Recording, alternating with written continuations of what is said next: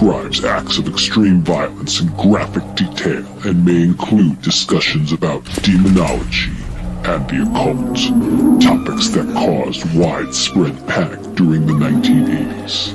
This content may not be suitable for children under the age of 50. Viewer and listener discretion is advised.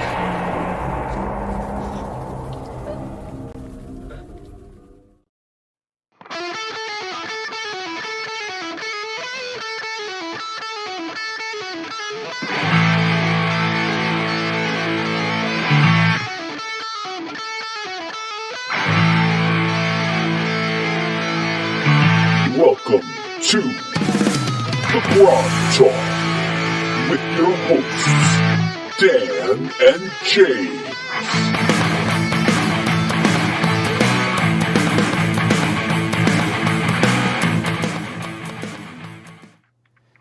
And hello, welcome, good morning, good afternoon, good evening. Welcome to GROGTALK. I'm James. I'm Dan. And Dan, where are we from today, Dan? Well, still in the abyss, unfortunately. Assuming that I'm looking at the right chat. We're in layer 70? Is that right? Yes, we're in layer 70. Excellent. I'm looking at the right chat. The ice flow. This is This is episode 70. So ice flow. Is it really F-L-O-E? that's the way they spell it. Like, okay, the ice flow. This layer had no ruler. It was a cold plain of thin ice over an ocean of black water with intense undercurrents. The ice could break easily under heavy weight. So be careful. I guess you shouldn't play a half ogre. Right. In this, okay? That's right. The cold drained away the life force of all creatures. It was discovered by Githzeria. Oh, yeah, we'll talk about that in a second. So there's nothing here? Like we're just alone in like a wasteland? We're not ice? alone. Look who's below us. Look who's with us this time. Why don't you introduce our companion here in the flow? So he can die with us. That's right. We've invited on our journey to the abyss the one and only Rob Ritchie, editor-in-chief of Flipping and Turning, the magazine for the Grog Empire. Rob, welcome to the show. Thank you, guys. Great to be here. And, Excellent. And also, he has an official title, of course, which is we always call him the Chamberlain of Brandywine, but he does have a longer title than that, which I'm sure you're ready to recite because you have it memorized. Hold on a minute. No, I mean I was going to ask Dan. I mean, part of his homework was the immolator. Every time we get a new person, he's supposed to memorize who they are. And Wait, the immolator? No, that's Cleveland. That's right. That's No, he's an immolator. He's an immolator as well. Brandywine is my nickname. Oh. Yeah. See, Got I take the first title in the last part and put That's it fine. together. You like the alliterations and the torture is part of it. So yes, he is the Chamberlain, his most ever incomparable, honorable prince, the astounding immolator of Brandywine, Rob Ritchie. Hello, sir. So, Hello, I give liege to my Grog Emperors. see, and look, with such enthusiasm, that's what we like. You know, like typical despots, it's really about the platitudes. It's not about that. But unlike others, you are very useful because you have single-handedly raised the Leviathan, which is Flipping and Turning, which we're going to talk about later. So Rob has decided to grace us with his presence for the whole show. So he's going to be here, and this may be the biggest mistake he's ever made in a Saturday morning or not. We're going to find out. So What is that, James? Did you tell me that the viewers are dropping off like flies? yes, well, no, so far everyone, the listener is still out there. So I was going to say that would assume we have a lot of listeners to lose. actually, that's true. everyone is saying thank you very much, Rob, for your great work. They're all commenting on it, so that's super cool. All right, let's keep this going. So as we unfortunately know, GrogCon is delayed till next year, but we still can't give an exact date. Correct, Dan? At this point. That is correct to my knowledge. Okay, but it's sometime in the April time frame. Yes, in the post-vaccine, maybe. Yeah, in the year of COVID 20 something. Yes, right. Yeah, yes, we believe it will be in April. We're not specifying what year. Right. And what calendar? Gregorian, Julian, Right. Plutonia. Yeah, we're not sure. Gygaxian, exactly. But in the meantime, you can play online, the Grognards Guild online. We have DM Brian, who's very faithful, runs a shit game pretty much every Friday with either him or Ed. What kind of game did you just say? He runs a what game? Faithful game. He runs a faithful game. He runs it faithfully. I heard something different too. I heard, yeah, he runs a SH asterisk game. Is that how you heard it, Rob? I think he said ship game, as in it's a relationship game. Right. It's D&D, but it's about the heart. Okay. No, he runs an excellent game. In fact, he ran I don't even know what we called it. Basically, a little mini Grog summer tournament when he was on vacation. But he plays every week. I think Ed's every other week. If you want to play, join us on Meetup. And if you want to DM, we're always looking for DM. The whole point of this thing is to get people to play first edition. So we're super excited about that. And it was ship shape, as people are saying. I'm full of ship at this point. So. And the reason we do this is because of our patrons, and thanks to them, we have a few new patrons who signed up in October. But today we are going to give away something with our monthly giveaway. So if you were a patron as of September 30th, you are allowed to be you're eligible for the prize. Which, except for you, Rob, you are not eligible, unfortunately, because you were the winner last month. So. Well, I just want to point out that sitting next to that yellow cap is the groggy, the light up groggy on the shelf behind me. I don't know if you can see it. I don't know if people can see it, but they can. I can on my screen. On the YouTube, they can't because it's trimmed out. We just show you pretty much your head. So here's how it works. I've put tokens representing all our. It's like the souls of all those who support us are in this giant Crown Royal sack. Oh, it's like that spell.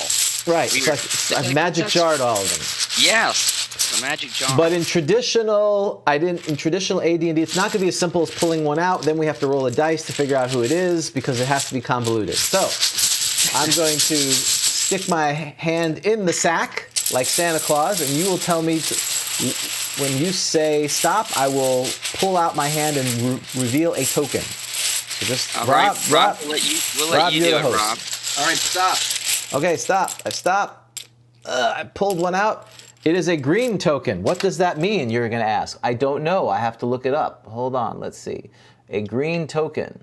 Okay. Are you looking it up? Is it an asterisk? I've looked it up, yes. So, I need for you to roll a D4. Okay. What's the pointy one? 3. Well, very good.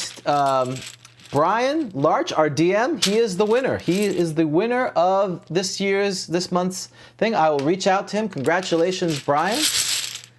And I will let him know what prize he has a choice of. Because right now we have choices of the, I'll give him a call, send him a note. So congratulations, Brian. You are the winner. See, that wasn't too bad. See, I figured out this new system of the sack with the dice. See, each of these represent a tier of person. That's what it means. So congratulations, Brian. You are the winner. I'll give him a choice of either a mini groggy or a Keeper Blood Red Falls, but I think he bought the Keeper Blood Red Falls, so I don't want to give him a second one for that. So it'll probably be a mini groggy. So congratulations, Brian. So if you out there want to win, if you are a patron by the end of October, you will then be your chits will be chits. I said will be in the bag and eligible to win. You're sending him some chit. I'm sending him some chit. That's right.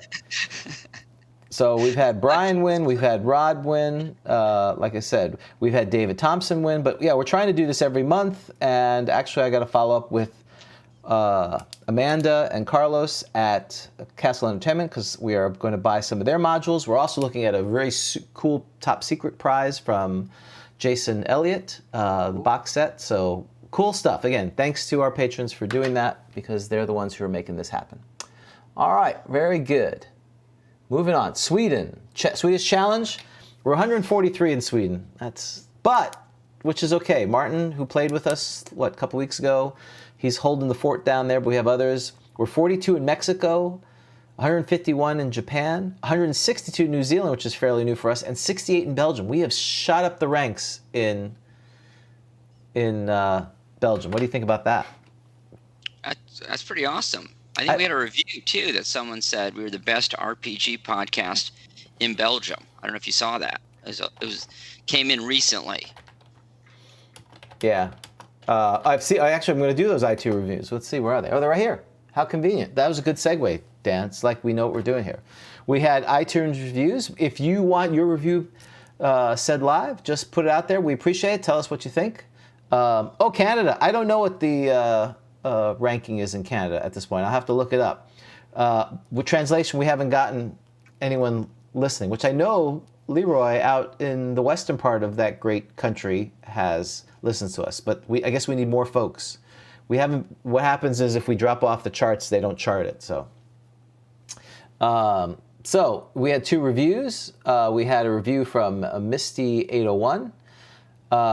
Random Encounters. Listen to a dozen actual play podcasts with the pandemic. Many of these have dropped off their production, so I searched for new podcasts looking for some throwbacks in the 80s when I played D&D in college and came across this one. I must say it was one of the best dice rolls I've ever made.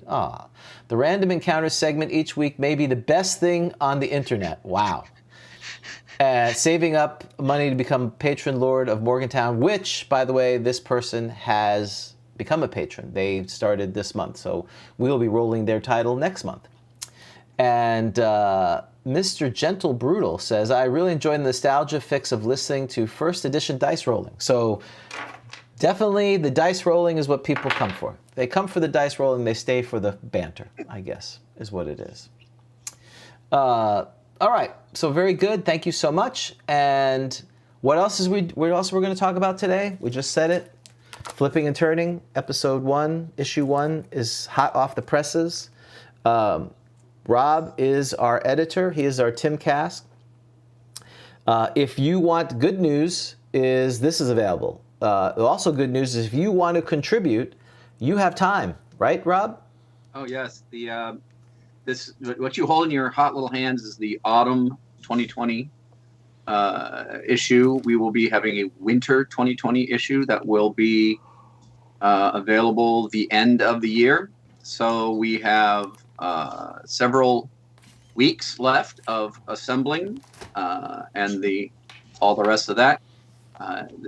If there are, and there's plenty of space left. If after looking at this foolishness, you would like to participate, by all means, we're looking for all the voices of the Grog Empire. That's right, and beyond the Grog Empire and beyond. So, submission are due November 30th. Is that fair? That's fair. Yes, and also, and so there's a little further. We have a couple of weeks later for artwork submissions. The written submissions, we'd like to get them by the end of November. And if you're working on some artwork, you have a couple more weeks. And I want to particularly put out our artists are absolutely amazing, which I'm sure we'll get to in a moment. But I've been so pleased by all the people who contributed to the book. That was cute when Rob said we'd get to it in a moment. He hasn't listened to our show recently, so because you're flipping and turning, flipping and turning is like item 7 on this, and we're on item 1A, so that's about 3 hours later. But yeah, it's like moments are like inches, and whether they're indoors or outdoors depends on how you. That's true. That's how right. long they are. Time has no meaning here. That's right. We're outdoors. We're definitely outdoors. Now, Rob, I know what a lot of listeners are wondering to themselves, and the question I think they would have for you is do you have standards? Do I have standards? That's an excellent question. Thank you. Yes and no. As far as yes goes, as far as no goes, I want to see everything that anybody has. I'll be happy to work with anybody if anything needs. If you have an item or an idea or an adventure or a monster or something you'd like to put in, but maybe you're not sure that it's in a fit state for publication. I'll work with you on that. I mean, that's part of what being the editor is to help people put their things in the right order, or, get it ready for publication. If you have, if you'd like to draw something, if you're not really sure what to draw, I only have 5,000 or 10,000 ideas of pictures that I would like to see. So, though yes, we have standards, which is it needs to fit in the book. But other than that, we want to see everything. Do you think this is how Tim Cass sounded with with issue 1 of Dragon before he became a curmudgeon?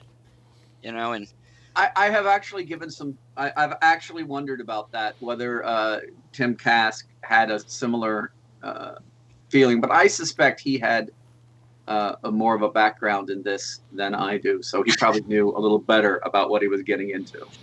In other words, you think he started out kind of curmudgeonly with Dragon 1? I feel like we should. I almost feel like I should put up Dragon 1 versus Flipping and Turning and seeing how well, Well, they had more pages, and I'm sure they had advertisers that were actually paying money.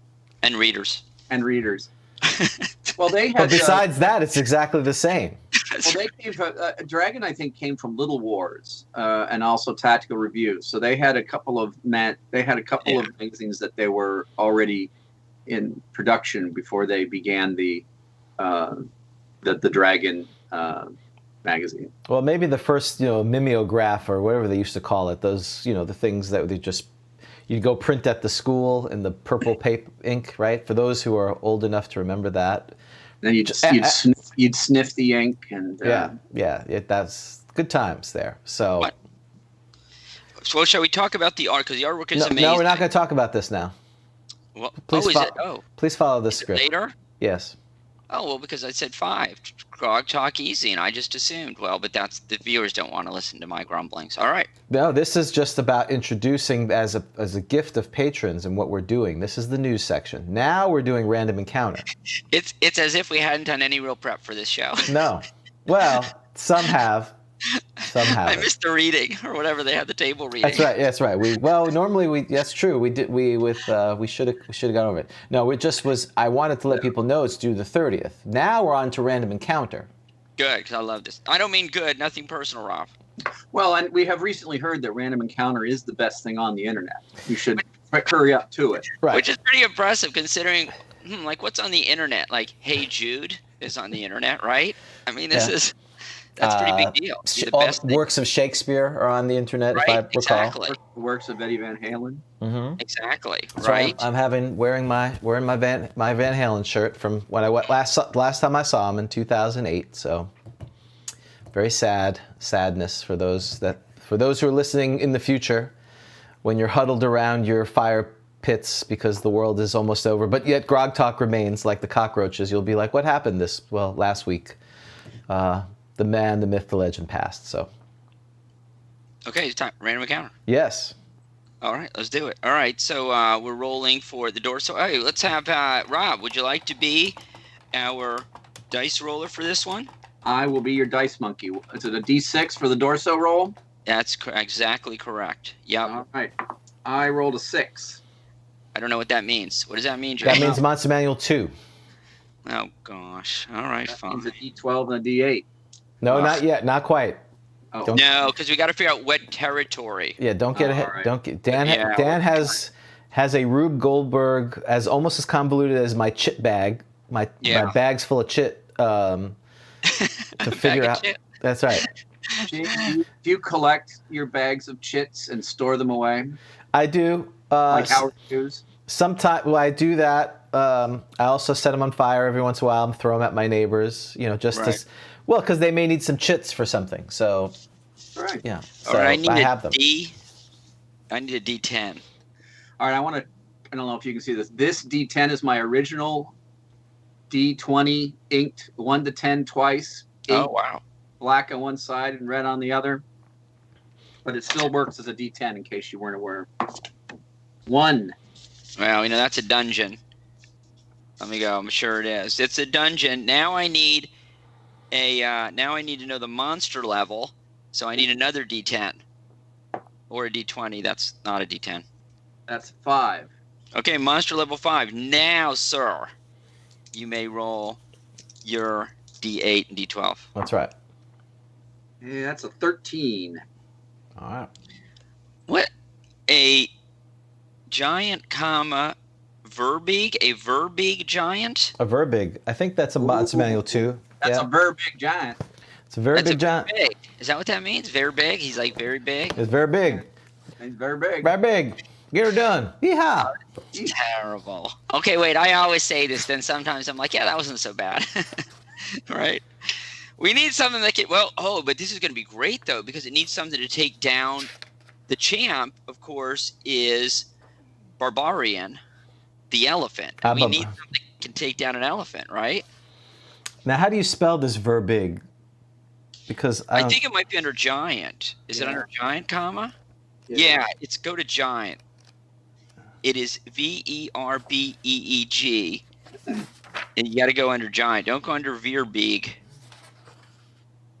Oh yes, I got it. It's under.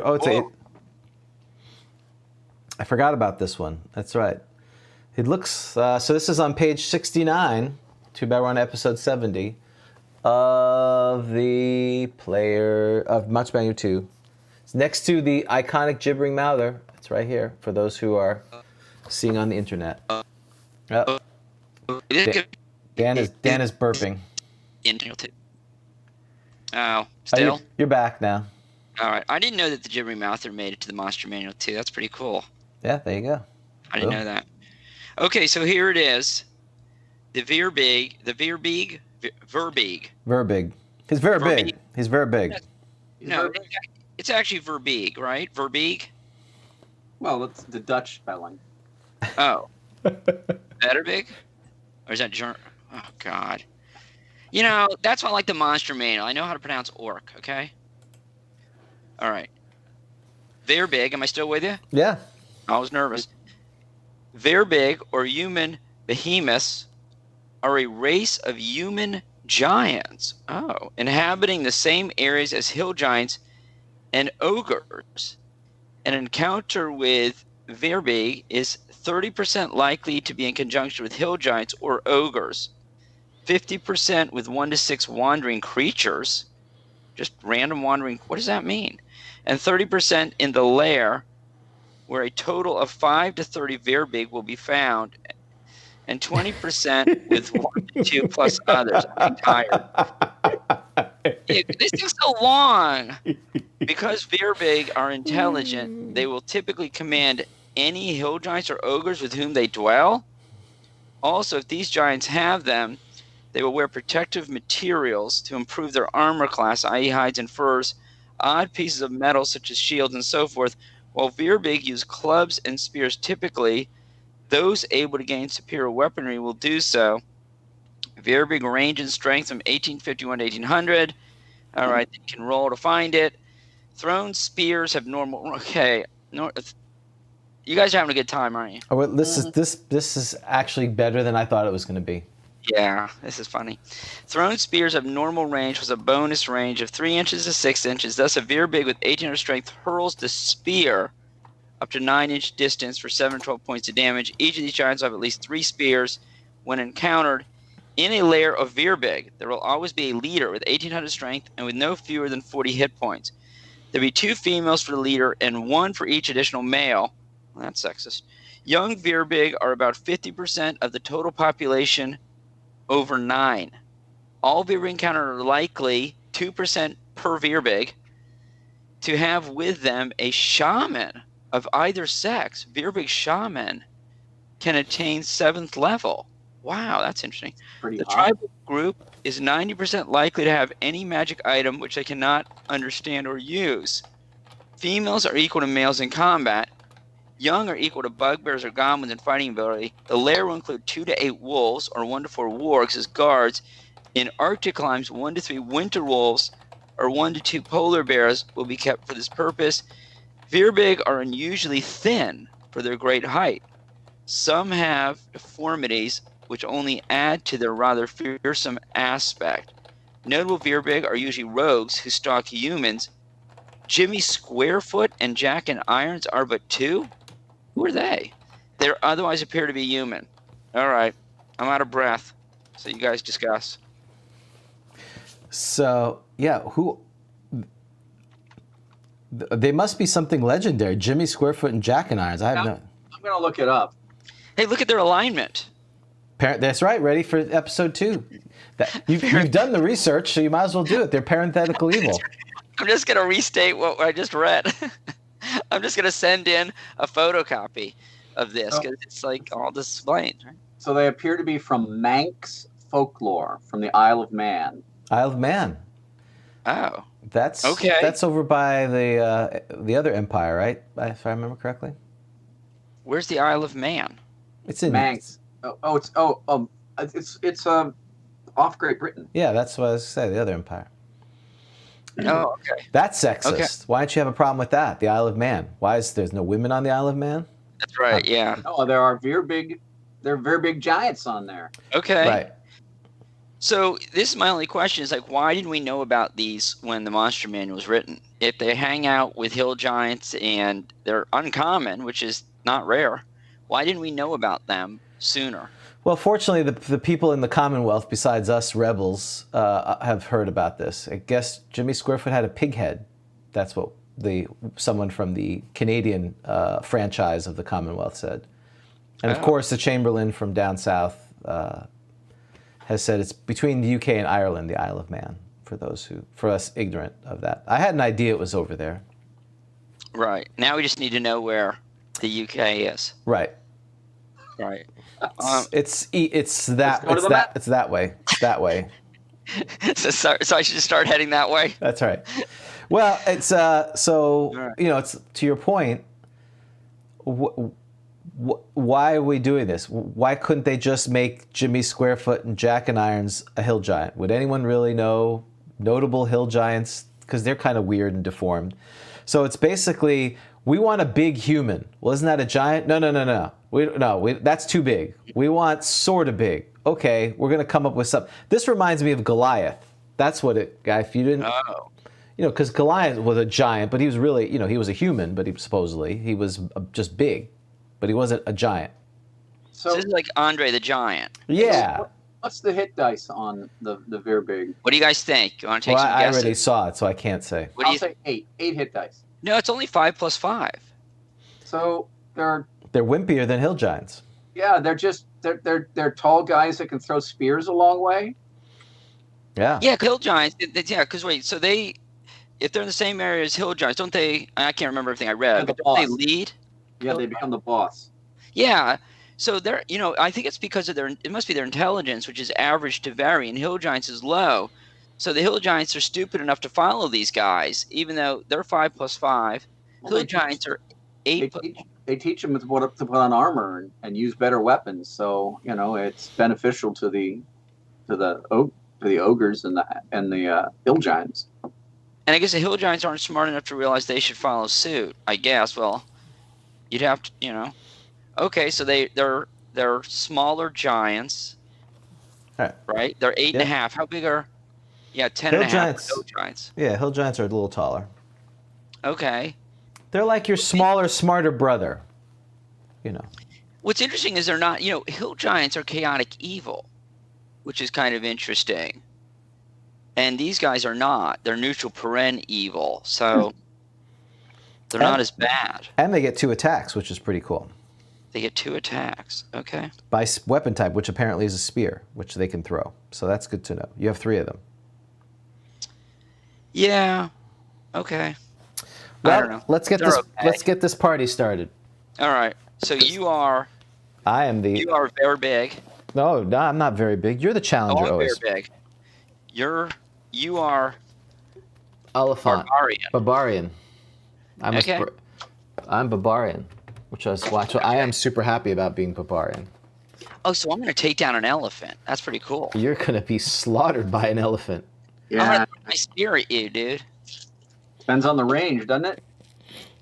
Probably. Can I roll my strength? You have to roll first? yes, you do have to roll your strength. You trust me? Of course I trust you. Plus I have the law firm, the accounting firm of Dewey, Cheatham and Howe right there, a.k.a. Rob. He's watching. Yeah, I'm watching. Yeah, I rolled a 2. All right. That sounds about right. Yeah, 18. That's an admission against interest, so I suspect it's true. Oh my God, he knows his hearsay exceptions. Okay, so that is a 18 to 51 to 75. So I'm +3 and 3 inches to throwing range. Which outside, does that mean outside it's Yeah, it's yards. Yeah. All right, let's do surprise. Rob's going to keep us honest here. So we're rolling surprise. Here's the elephant. What's his name again? Baba Luscious? No, that's the wild boar. Oh. This is Barbarian. Barbarian, okay. I'm writing it down so that he... That guarantees that it'll Death. be killed. That's right. I rolled a 5. I rolled a 5. Okay, so now we'll roll for distance. Hey, the good thing is that if the giant wins, we already have a name for him. Wow. That's Really? right. Jack and Irons. And people are saying that's a great heavy metal frontman for the pseudo undead. Yes, Jack and Irons. All right, so you're rolling distance. Yes, we're far. We're 100 yards away. We're in the dungeon. Oh no, it's 100. It's 100 feet. We're under the ice. We're in the ice dungeon because you rolled in a dungeon. We're in a dungeon. That elephant is a heavy weight on that thin ice. Wait, and well, it's not like I'm light either. Yeah. Oh my gosh, should we have to do saving? Should ice have to do the saving throw? I think underneath us? I think at the end of the round we have to make a saving throw versus petrification or paralyzation. Which one? Or okay, can we talk about this? Yeah. Obviously, the answer is yes because this is what we do, right? Yeah. Has the answer? If I say, can we talk about this? Has the answer ever been no on our show? That could be a problem. Yes. Among many. Yeah. Many problems. Look. Shouldn't it be like an item saving throw? Like I don't know if ice is on there, but shouldn't it be it's like to a heavy blow or something? Okay, if you want to do it that way. Well, I don't know. What do you, Rob? What do you think? You see, we now have someone here who can break the ties. Well, let's see. Let me see if I can. I'm not sure what page. Item save. Now it's not an item, of course, so maybe that's not right. Correct. Well, but sometimes he's kind of at a disadvantage because he's not sure who he wants to. Well, I'm going to rule that first of all, from a descriptive as a GM as a descriptive thing, you'll describe how as your feet pound across the ice, the spider web of cracks appear. You falter. I'm going to say that the effect of it is that if you move if you charge or otherwise move at maximum speed, you have to make a paralyzation saving throw at -4. Wow. Okay. What if we're just walking? Are there any rules? Right, making walking, then it's just you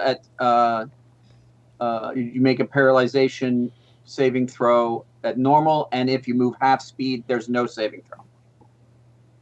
Okay, so Not even like a roll. Like if we roll a 1, we fall through.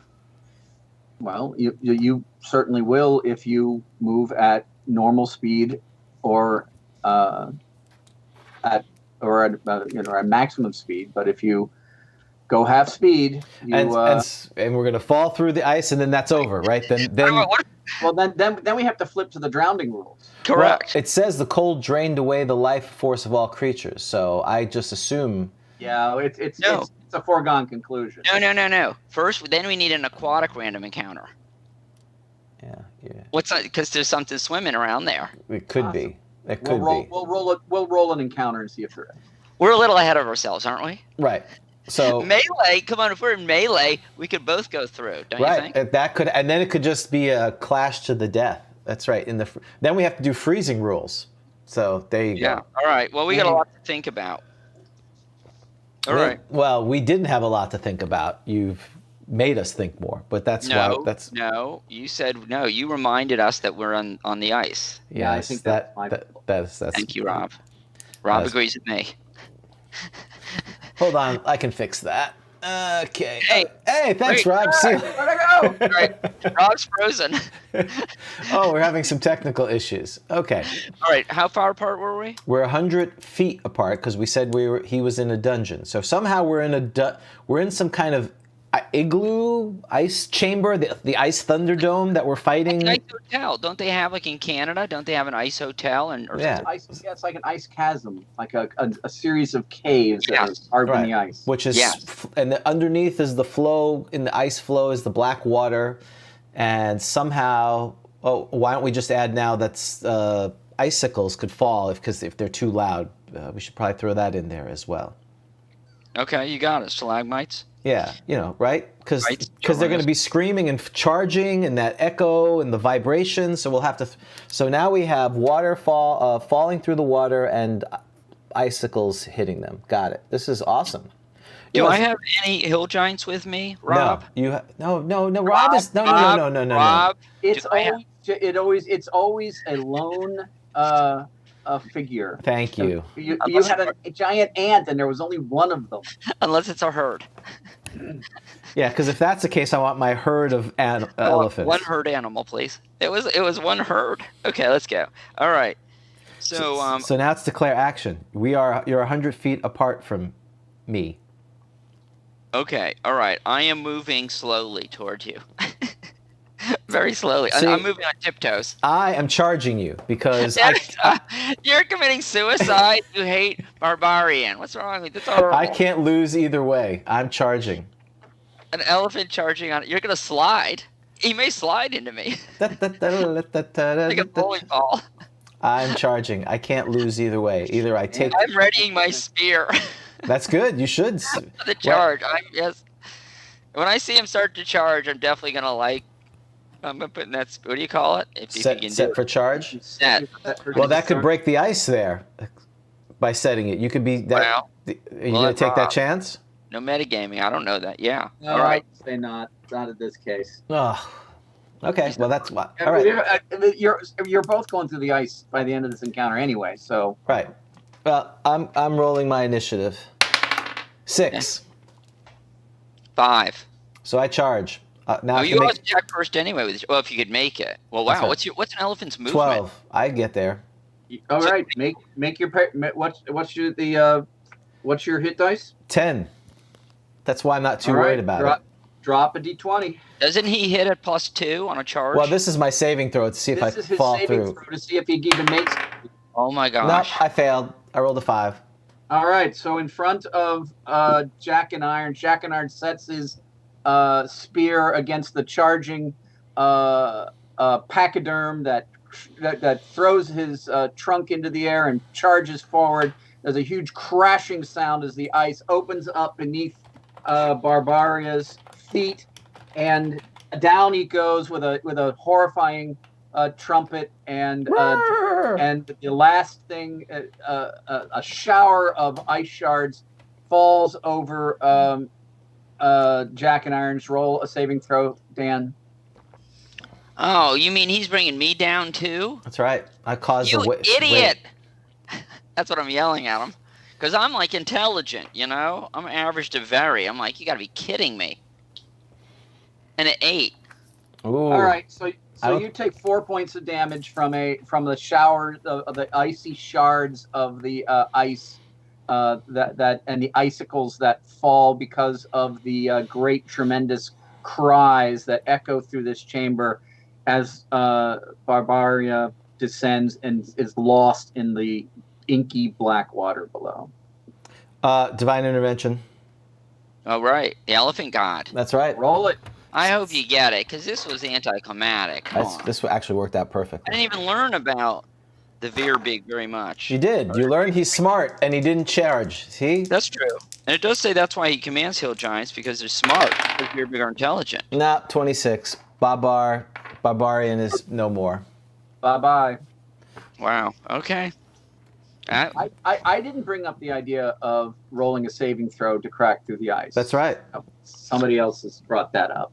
And that's Well, good. That's point good out. role playing. That's good playing. Somebody else charge. When you have 3 DMs throwing out ideas, you have to go with, I think it was a great way to work the ref, even though I didn't realize he was the ref in this, but that's even better. I like this because now I don't have to make all the rulings, and I can complain, which I like too. So it's a winner-winner. I apologize, James, for usurping your. Oh no, there's no usurping. This is great. It's less stuff for me to do. I'm okay. In fact, I'm just gonna like on the Skype ones or the Zoom where you can fade back in your fake background. You can kind of back up and just disappear. That's all good. All right, good. So we learned about the Verbig, and he is the champion. And you'll have to come up with another name. Why did the elephant die? We know why he died. Why did he die? Because he tried to cross the ice? No. You named him. I didn't. Oh. Yeah, we did name him. We didn't name the Shadow Mastiff. Then we finally named the Shadow Mastiff. Dead. Goatalicious was just a goat eating gnomes and dwarves and whatever else. We named him Goatalicious. Dead. Red Dragon, Scarlet Rose, dead. That was a great name, Scarlet Rose. That's it. So, if you like something, don't name it. So, all right. Spell selection. All right, Rob, you want to roll some percentile dice for us? You can roll. All righty. Let me see, where are my percentile dice? There we are. So, for those who are paying attention at home, we're using the scroll rule in the Dungeon Master's Guide to determine the type of spell, which can be found somewhere in the Dungeon Master's Guide. I know that's not very helpful. I will look it up for everyone. 32. 32. So on page 127 of the Dungeon Master's Guide, the first roll, 32, says it's a magic user. Oh, now comes the illusionist. Yep. 69. Wow, that is a theme. That should have been last episode. It is not an illusionist. It is a magic user spell. So now it is level 1 through 9, so a D10, Correct. Sir. We're using a D10. 10. Roll again. Yep. 2. 10 should be a cantrip. Okay, 2. Then that would the two problems with that. It's the book that shall not be named. I think it should be your choice if you roll a 10. You can pick from 1 to 9 going forward. Oh. No? But did I? Well, I don't know. Well, the dice decreed. True. Go ahead. No, it's like the initial right, spell selection when you get to choose. Selection. Zero's Okay, choose. go ahead. Pick a number, Rob. Pick a number. You don't get to pick the spell. You get to pick. Spell. You get to pick the level. I'm going to pick 6. Okay. James, do you know how many spells are on level 6? 6 level spells. I'm going to say 12. No, 16. 24. It's enormous. Oh, wow. I didn't realize that. I wouldn't have guessed that. Do you know which group of spells has more? Only one. I feel like I'm Alex Trebek. Only one group of spells has more. Only one level has more spells. For any spellcaster. Do you know what it is? First level? Of? Magic user. Correct. Okay. So we need D12 and a D6. Yeah, Rob, roll a D12. I and D6. actually have a D24, which I never get to use. Oh. It didn't exist in 1980. You can't use it. All right. I didn't roll it. 7. Extension 3. Oh. Have we done extension? We've done extension. All right. I'm going to roll again. Okay. 23. We should probably do it again, though, because I don't remember it. 23. Stone to flesh. Okay, this is worthwhile. I mean, why Right, this not? is good. Wow. There's a question in the latest episode of Flipping and Turning about under the gibbering mouther. The dice don't about lie. stone. See, there you go. What's the question? Not that I haven't read it. Well, we'll bring it up after you read the spell because it really doesn't make sense until then. Got it. Okay, stone to flesh. And I'm hoping that there's a reverse to this too, of course, because that's what you want, right? Why else would you need this spell? Well, I understand there's monsters that will turn you. Okay, so the stone to flesh spell turns any sort of stone into flesh if the recipient stone object was formerly living. It will. Oh, I'm sorry. If the recipient stone object was formerly living, it will restore life and goods, although the survival of the creature is subject to the usual system shock survival dice roll. Any former living creature, regardless of size, can be thus returned to flesh. Ordinary stone can be likewise turned to flesh at a volume. That's disgusting. Ordinary stone can be likewise turned to flesh at a volume of 9 cubic feet per level of experience of the spellcaster. The reverse will turn flesh of any sort to stone, just as the stone to flesh spell functions. All possessions on the person of the creature likewise turn to stone. This reverse of the spell will require a saving throw be allowed the intended victim. The material components of the spell are a pinch of earth and a drop of blood. Lime and water and earth are used for the reverse. Okay. Casting time is 6 segments. Range of 1 inch per level. It's permanent. 1 creature. Okay. So here's my first question. So you can use this on stone? Yeah. So I guess it's like go through a stone wall. I'm going to turn it to flesh and walk through it. And hack through it, yeah. Okay. Got it. Because at first I was like, that's weird. But okay, so that makes sense. What is it the flesh of? Well, was that in the magazine? What did we talk about stone to flesh in the magazine? Because people were asking, I don't know if it was in the magazine or not, can you eat stone, the fleshy flesh? And what kind of flesh is it? That is exactly the question that was asked to the Gibbering Mouther. Okay, I did recall this. Is it edible? Why? Why is this question being asked? Because if you're why hungry. Does any question be asked? Right. Because somebody was curious about it. It says, Dear Gibbering Mouther, I wanted to use a scroll of stone to flesh in order to feed a starving village. My DM said that the flesh so transformed would be inedible. That seems unlikely since it can literally bring petrified people back to life. What do you say? Well, I can tell you, I of course would defer to the Gibbering Mouther. I think it would be edible. I agree with the writer. Why wouldn't it be edible? Right. It's not tasty. It's disgusting. But it's right, James. Do you agree it should be edible? I don't see why not. It just says flesh. It doesn't say what kind of flesh. Yeah, I mean we're not saying it's not disgusting, right? We're not saying it's like I think it's going to be like the most well marbled Wagyu beef you could ever find. Kobe, Angus, whatever. Right? Oh, we could have a restaurant like that then, right? We bring in stone, we cast the spell, serve it up. Well, Point.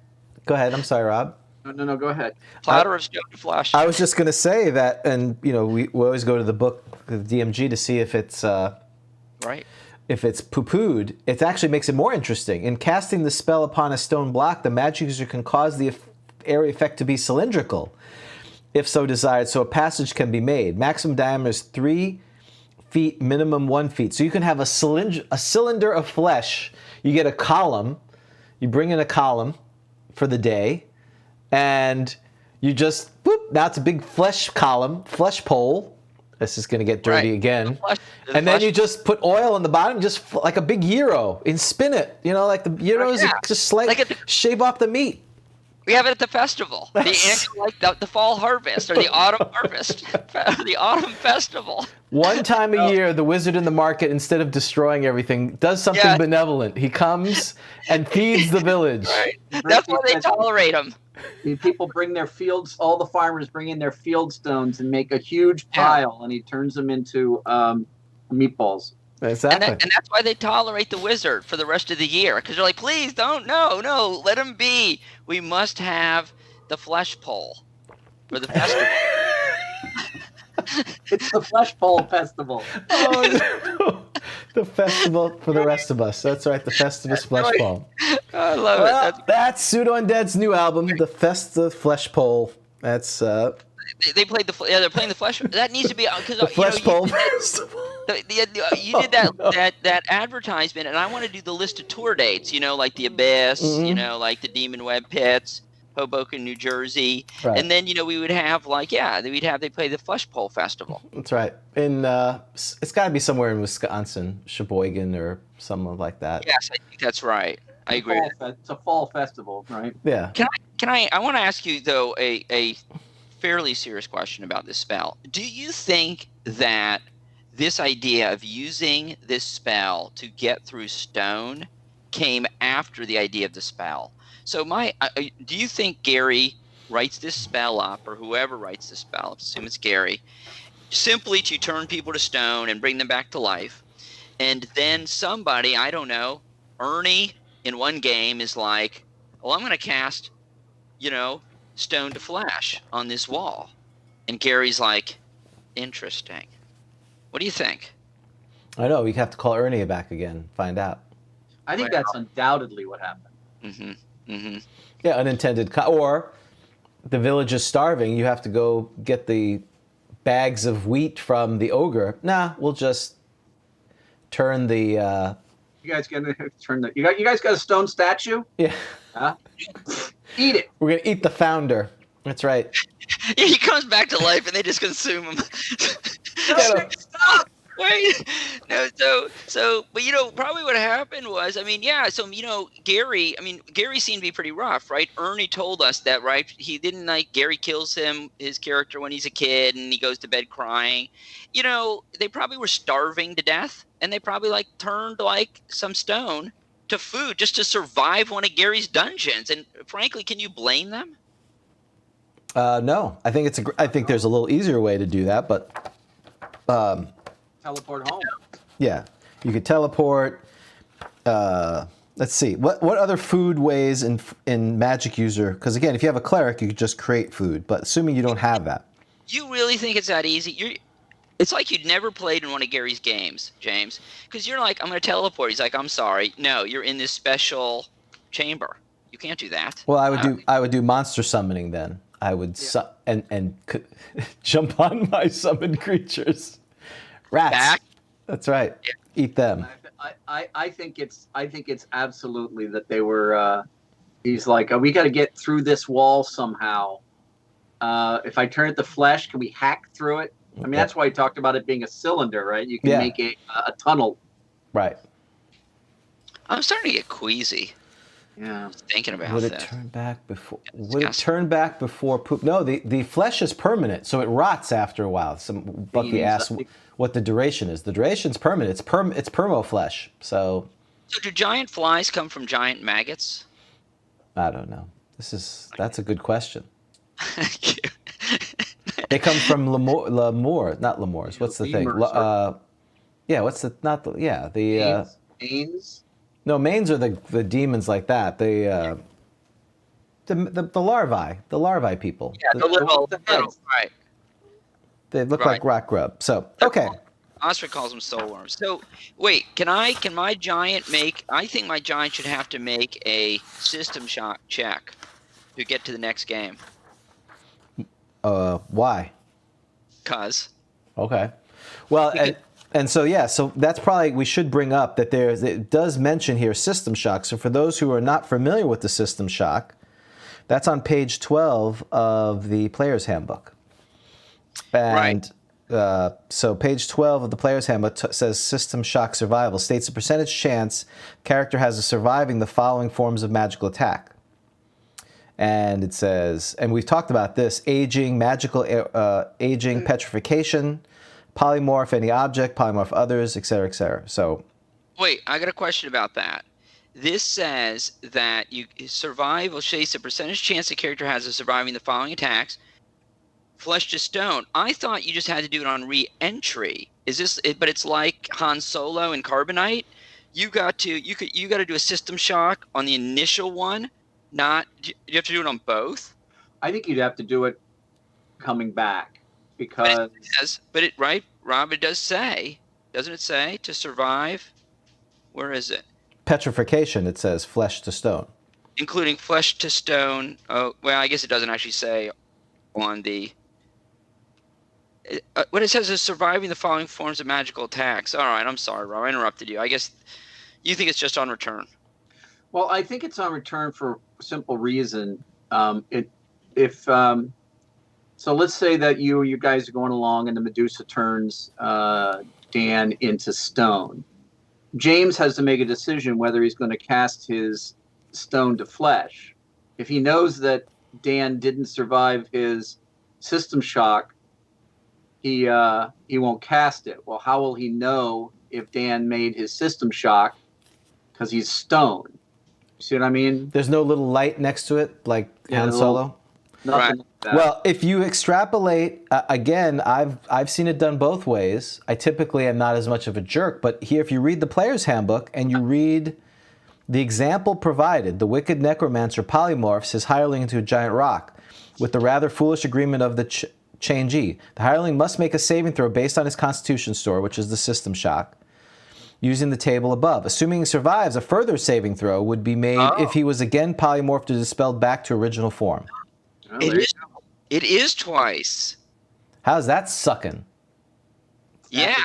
That is one of the probably the least used rule, one of the least used rules in the game. And it's not even an asterisk or a footnote. No, well, it's right. Well, it's technically it's not a footnote. Well, But there is an asterisk about fighters, so I may do that for next one since I'm seeing it here. So, Well, the good news is that the system shock isn't bad. All right, I'm a gnome. I'm going to roll. Can we just see how I do here? I'm going to roll my constitution. I'm a gnome, okay? Ooh. You ought to have set stats for. Right. Just standard gnome. So I have a 12. So I have an 80% chance. So first I'm being turned. I rolled a 1. Wow. I'm like, it felt good. And then a 76. All right. So I made it. I'm back. So we won't do the giant because I know that doesn't fit the storyline we had. But okay. Is there a wand of stone to flesh? Flesh to stone?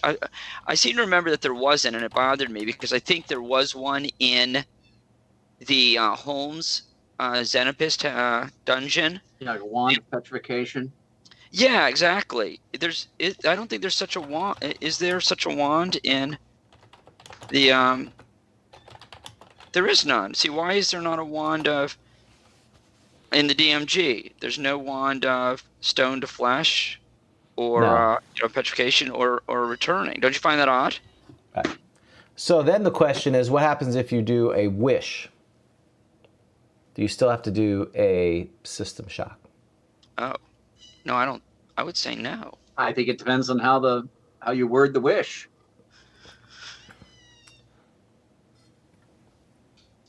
I think that's right. I mean, I'm not gonna wish it. I wish that I have the equivalent of a stone to flesh spell cast upon me. I think if you had a wish and you had numerous party members turned to stone by the Medusa, I'd say I wish that all of my party members who had been turned to stone by the Medusa could be restored to health, turn back into flesh and restored to health without any System shock roll. without any system and in perfect health.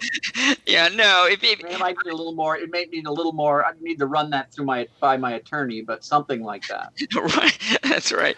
No, I think if you just said I want to come back to flesh, have this person come back to flesh, you can't do a system shock roll on a wish because that's not right. I mean, the wish is the wish, right? I mean, you get what the wish says. I understand that you can nitpick it like a lawyer, and I guess you're supposed to as the DM, but you get what you say, right? What? I nitpick it like a lawyer. Yeah. Yeah, but that's not. You wished it. Yep, that's not. I don't think you ought to make the roll. That's fine. I like a new magic item. Someone said, which I like, wand of flesh. That sounds great. That should be on one of our new magic. Someone needs to make a new magic item for episode 2. It's all about the magazine now. That's right. The wand of flesh. Wand of flesh that you could sell at the Flesh Pole Festival. Yes, and if you on the Discord, Aggie, the Poisoner Protector, has just posted a picture of the T-shirt from the Flesh Pole concert. Flesh Pole We Festival. already have Flesh Pole, the Flesh Pole Festival T-shirts That's right. already on sale. They're off the shelves. They're flying off the shelves already. Go to our Discord if you do that. Well, again, you'd have to be careful because it says in the player's handbook, the general rule, that if you have to make a system shock, forms of magical attacks. Now, again, we've talked about attacks being, some things are not an attack. You willingly accepted a polymorph, but, if you don't say it the right way, you could be a jerk and do that. I mean, again, I agree with you. Wish is the most powerful, short of the deities, and you're trying not to be a complete jerk. Yeah, you should allow that. It depends on if the person who is granting the wish is lawful evil or not. That's right. Trying to twist the job.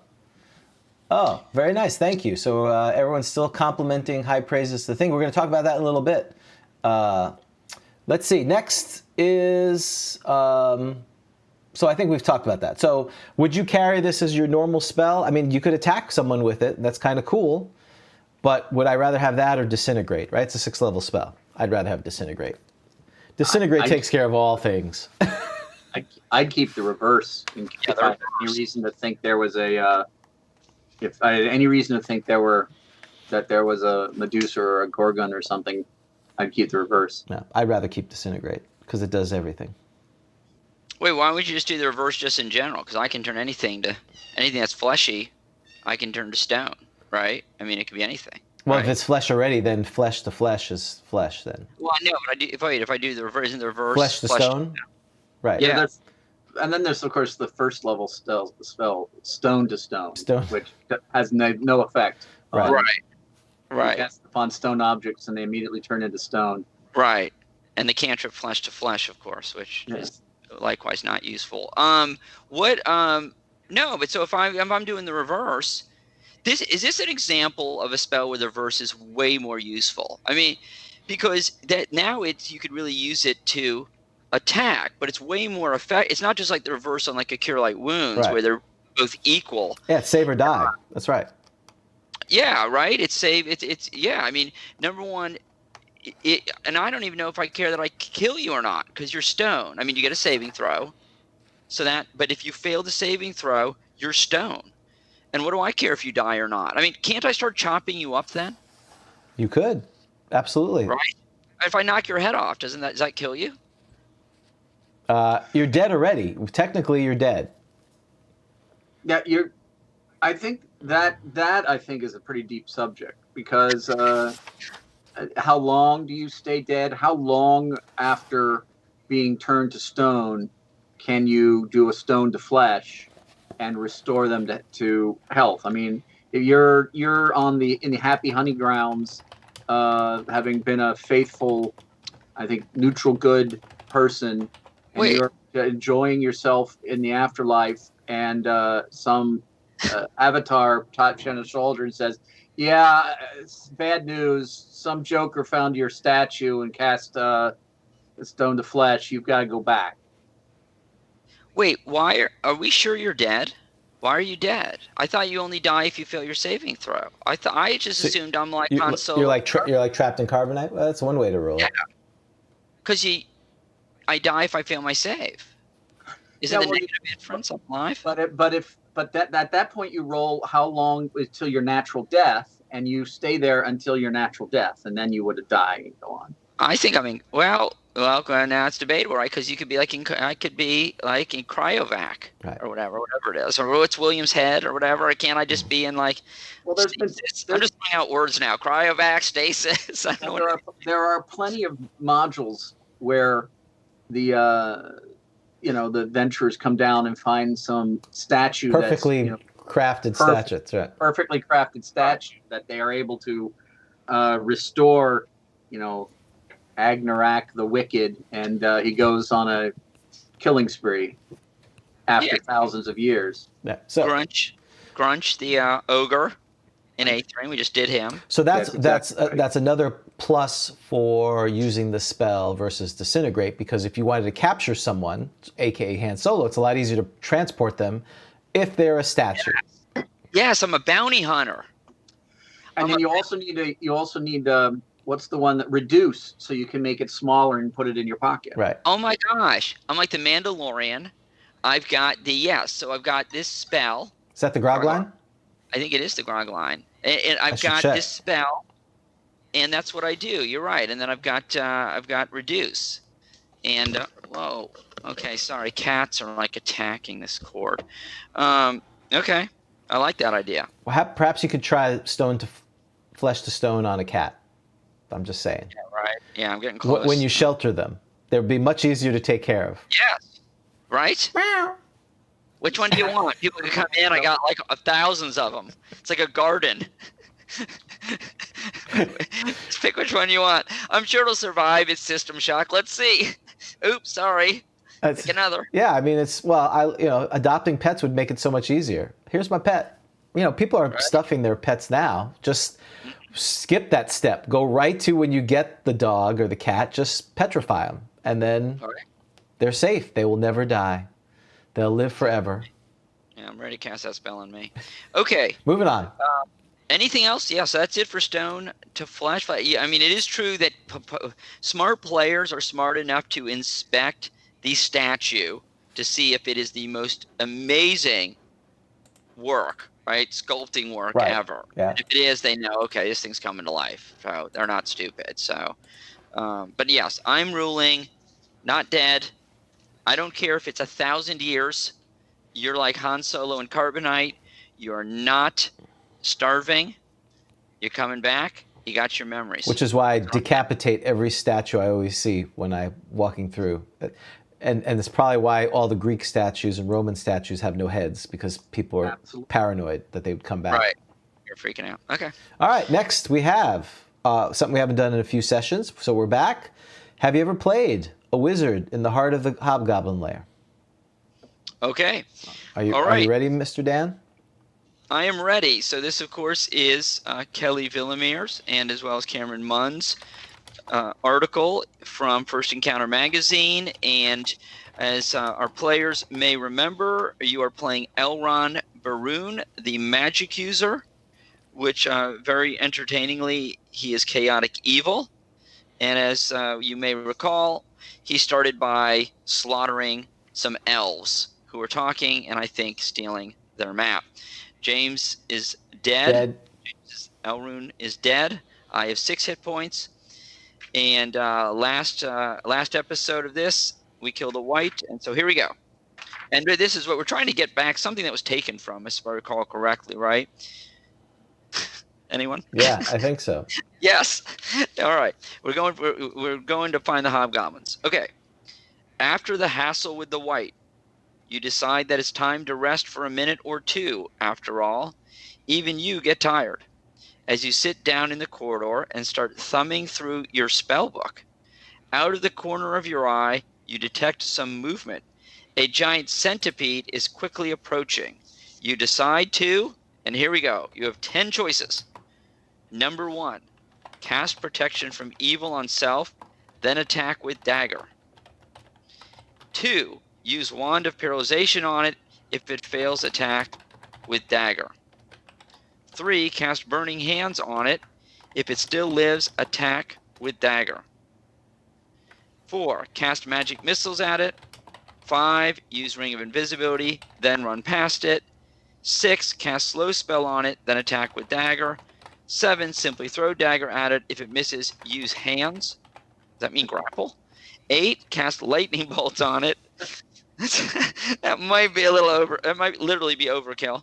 9, used Haste Scroll on self, then attack with dagger. 9, cast Fireball on it. That should kill it. So there it is. So 1 is protection from evil. 2, and then dagger. 2, Wand of Paralyzation, then dagger. 3, Burning Hands. If it still lives, attack with dagger. 4, Magic Missiles. 5, Ring of Invisibility. 6, Slow Spell. 7, and then dagger. 7, simply throw dagger. If it misses, use hands. 8, cast Lightning Bolt on it. 9, Haste Scroll, then attack with dagger. 10 is Fireball. That should kill it. Okay. Rob, since you're our guest. I'm going to do C, Burning Hands. Okay. I am going to do 5. I'm going to use my Ring of Invisibility and run past it. Wait, but it probably doesn't have... Oh, too late. Probably doesn't have eyes anyway, does it? I don't know. Maybe it does. Well, don't give the other people things. Just state your one. If I was alive... Listening to my advice, really, it's harmful. Well, Not I helpful. almost changed my mind based on what you said. I was going to do yours because it sounds not good. That's But I'm going with 7 because it has grabbing the Yes. centipede or whatever. Yes, I'm going with 7. Sounds like a good idea. Grapple the Undead hands. I mean, when is grappling a giant centipede a bad idea? To me, that sounds like the winner. So we've got. All right, so if you want to play the game, you were told what the answers are. Put your thing here, and you'll win a prize of being this. You know how to play a evil wizard. Let's see. Shannon said 4. Lloyd said 5. David's doing Visibility Ring, aka what Dan did, 5. Anyone else? 5, 4, 3, 2, 1. All right, Dan, give us the winners. Okay, did you write down what they were so that way No, you could have the I'm answers dead. here? I don't care. Just tell people they wrote their own down. I wrote down what they were. Thank you, because I have to go back and forth because the answers are at the back of the book. It's like Yeah. You're right. Okay, what was number 1? Rob? Protection from evil, and then hit with the dagger. That's interesting. It works, no damage. Why would protection from evil? Are they evil? A giant centipede's evil? No, I don't think so. What? No, but daggers are really don't. Well, I don't know. But I would have thought that the protection from evil would play a role there, as opposed to just throwing. If he's going to put. I don't think it helps. Does protection from evil work against parenthetical evil creatures? Are they summoned?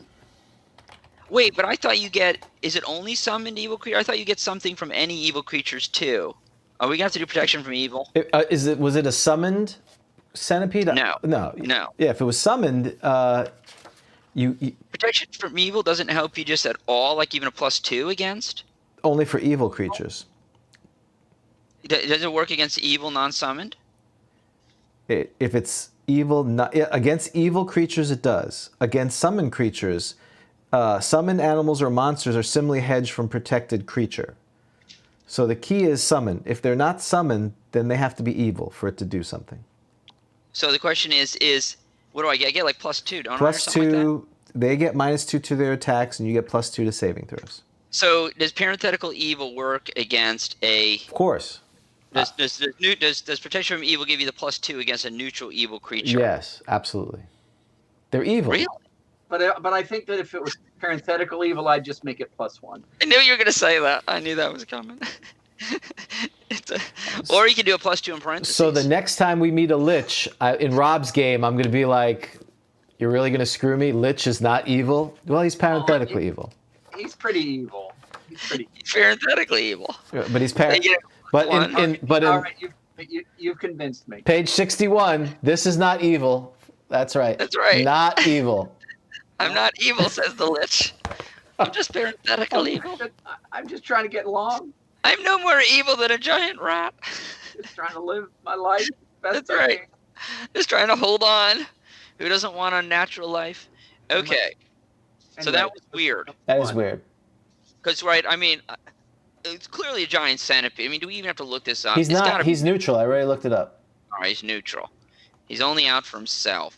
Selfish thing. Okay. There's only one of them, right? It's currently 1, Yeah. I think. Just one. Just one. Okay. What was 2? Wand of paralysis. Oh, wait. This is horrible. I am complaining. No. He got way lazy. Can you guys see the answer to this? No. Don't look at the next answers. Can you guys? So for those of you listening, not watching, 2 through 10 say same. Every single one literally says same as E1. This is a lazy teacher. I'm so upset. This is when Callie was like, that dude owes me that. What did he owe him like $25? So James punching the thing was good Yes. enough. I wasted a burning hand spell on this. Yes. The fireball wasn't even like, your eyebrows are singed too. You take 3 hit points. This is crazy. Do we have Kelly's Skype info? No, he borrowed a laptop. We can't even get him on here, can we? No. We've been forgetting to roll our D10. And let me tell you something. This one's like a 1. And it has nothing to do with you, Rob. It would be a 0 if it wasn't for you. You added 1. It's terrible. All right, whatever. We don't have to go on. We're done. Done Well, with that was quick. I like it. There you go. Well, I think the key to that one is that it was a giant centipede. One giant centipede is a half hit die creature. Yeah, you're not supposed to get too fired up about it, I guess. I will now I'm going to save the show, folks, okay? I will now give you the proper answers, okay? These are the new answers, okay? Protection from evil self, then attack with dagger. Protection from evil does nothing against a neutral creature. Then you attack with dagger. You tried to cast that spell, and it came upon you and got initiative. You're dead.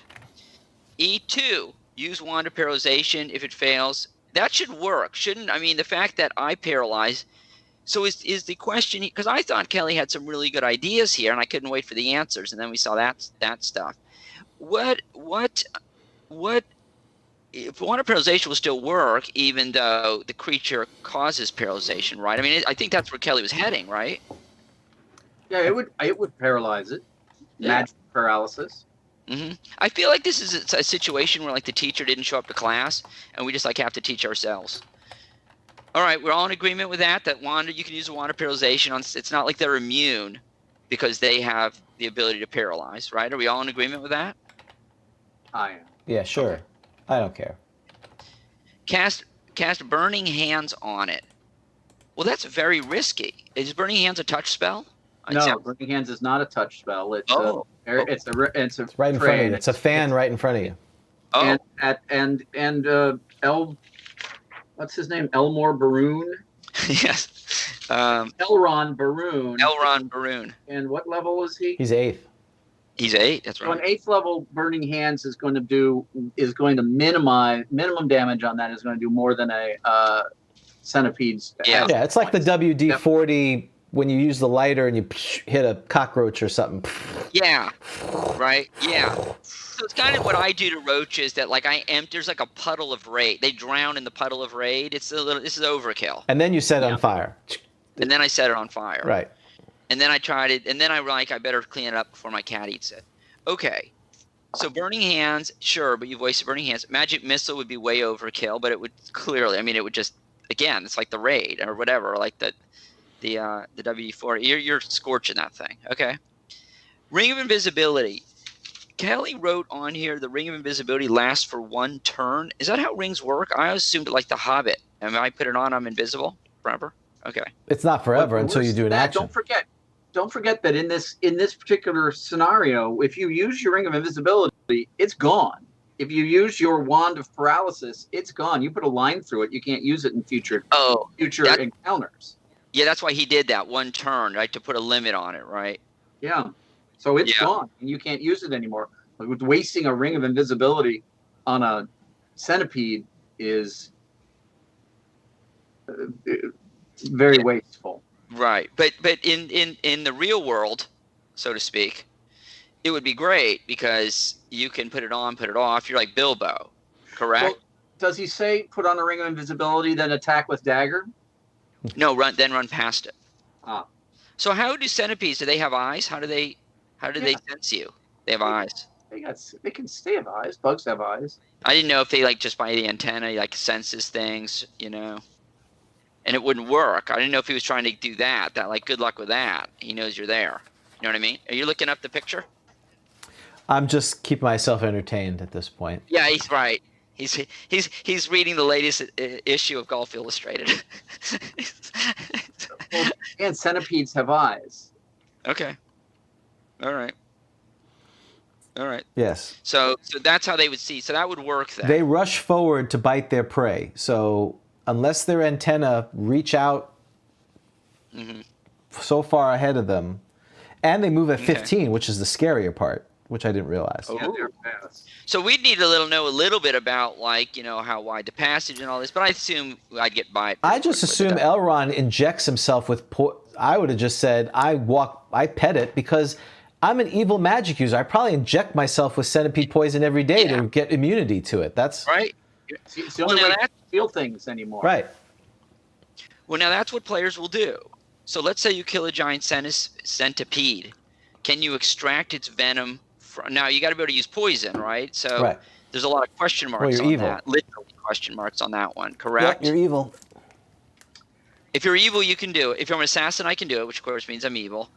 And I can use it. Otherwise, what if I'm evil? Well, it's up to the DM. There's a whole section in the DMG on that, isn't there, about use of poison? And there's a whole section in the player's handbook about which character classes can use poison and which ones cannot. Aren't there a lot of question marks, or no? Or is it no? Oh, maybe you're right. It's just no. Except No, and yes, and oh, is there a question mark on any of them? you'll soon tell us. Well, what? Oh gosh, where is that? What are you doing? Oh, I know where it is. Poison. Yeah, all right. Cleric is never. But we got footnote, James. I bet. A lot of asterisks here. I know. This prohibition is strictly for clerics who are not of evil alignment. Yeah. Oh, wow. So right. So okay. So they can question mark on druid, question mark on fighter. Oh, the paladin is never. Right. It's a ton of question marks. So then the rest one is just basically the question mark indicates that the use of poisons is possible providing the referee so allows. Uses and limitations are determined by the referee with suggestions in the DMG. So players are going to want to extract poison. How would you make them do a roll to make sure they don't? Yes. Yeah, like it goes in a little, because you could have, how you're dealing with a lemon, as one does. You're fondling a lemon, as one often does, and you feel a little pain on your finger. That's the third album, Fondling the Lemon. Got it. Isn't that a Led Zeppelin song or something like that? It's like a blues, Delta blues thing. Fondling the lemon. Something like that. Yeah, my favorite album from them was the FTL. The FTL album. Oh, it's just getting bad. Okay. We entertain ourselves. As my wife would say, you guys sure do entertain yourselves, don't you? So then, no, but you know how you feel like a little bit of pain on your finger? Yes. And you're cut. And so that's what happened. Huh? If you may have a nick or a break in the skin that you're not even aware of, and you're getting in there and you're trying to rip out this poor centipede's little venom sac, and you say, "What's that?" Make a saving throw. You'll find out. And how do you even know where it is? It's not like you're a biology major. I wouldn't even know how to find. Well, there are some would say that unless the monster manual listing specifically describes the things that can be harvested from the body of the creature, then no such harvesting may be made, because it's silent on the issue. So that means there are some that it says you can harvest the poison from them? I think if you were to, for example, look at the listing for elephant, you would find a listing for the value of elephant ivory tusks. Well, they do talk about, and some of the comments is Dragon 81 talks about harvesting poison, so you could look at Dragon, get some ideas. There's also discussions about harvesting items for magic items, fantastical creatures which are not necessarily documented in the monster manual. Like, I think the example of the scroll for a potion of healing or scroll of something was an ogre magi horn or something. I don't remember what it was. But yeah, the ink, the magical inks for writing down scrolls. Yeah. Oh yeah. Mm-hmm. So again, it's clear that they didn't want to make poison, because who wouldn't use poison? They're trying to cold shower the poison. I'm sure everyone and their mother would want poison blades if they could get away with it, or chuck poison sacks at people. So he's trying to I would make it difficult. There's in the assassin class description, it shows that how likely it is that somebody using poison will be chased out of town by the town guard, immediately attacked by anyone who witnesses the poison's use. Well, so why didn't they use poison more often in the Middle Ages? So, I mean, it's not like armies went into battle with poison. I mean, and there's obviously lots of giant centipedes around that they could have gotten it from. So why wasn't, I mean, they weren't going to war with lots of poison. Well, it's assassins, like if you imagine I'm imagining like the Italian Renaissance, people killing each other all the time in Venice or whatever. I think they use poison a lot. Yeah, but that's a difference when you're poisoning someone's drink. I mean, they're doing that now in other parts of the world, which of course I'm not going to talk about because I don't want to be poisoned. But I think the challenge is that blade poison is very difficult. It doesn't last on it, and even though that's what he says in the DMG. So hurling these vats of poison, unless people are like opening their mouths up, and I guess if you've been hit by a broadsword and you're gashed open and the poison gets in, you have other problems. The fact that you've been hit by a broadsword. Yes. Oh my God. Have I been poisoned? You've run me through. Please tell me your blade wasn't poisoned. Right. I wish it was poisoned at that point. Yeah, I want it to be poisoned. I want to go, right? It's just more problematic. I think it's problematic. I mean, I think it is. It's probably very hard to use, right? It dries up quickly. It's difficult to handle. So yeah, I think that's. I do love the idea of the general riding along the front of his army, handing out small vials of poison to everyone. Now be careful. Be careful applying this to your blade. That's right. Have you had the train? Did you go through the train? Did you watch the video? Training, what do you call it? Occupational training. Did you sign the waiver? More importantly, yeah. Did you sign the? That's right. This could be dangerous. All right. I didn't sign up to poison myself. I think we said everything we wanted to say about flipping. No. Well, let me go real quick. Hold on. No, we're not done with these because these were terrible. Okay. So hang on. So invisibility ran past it. Slow spell, and then attack with dagger. That'll be easy, right? You'll kill it easily.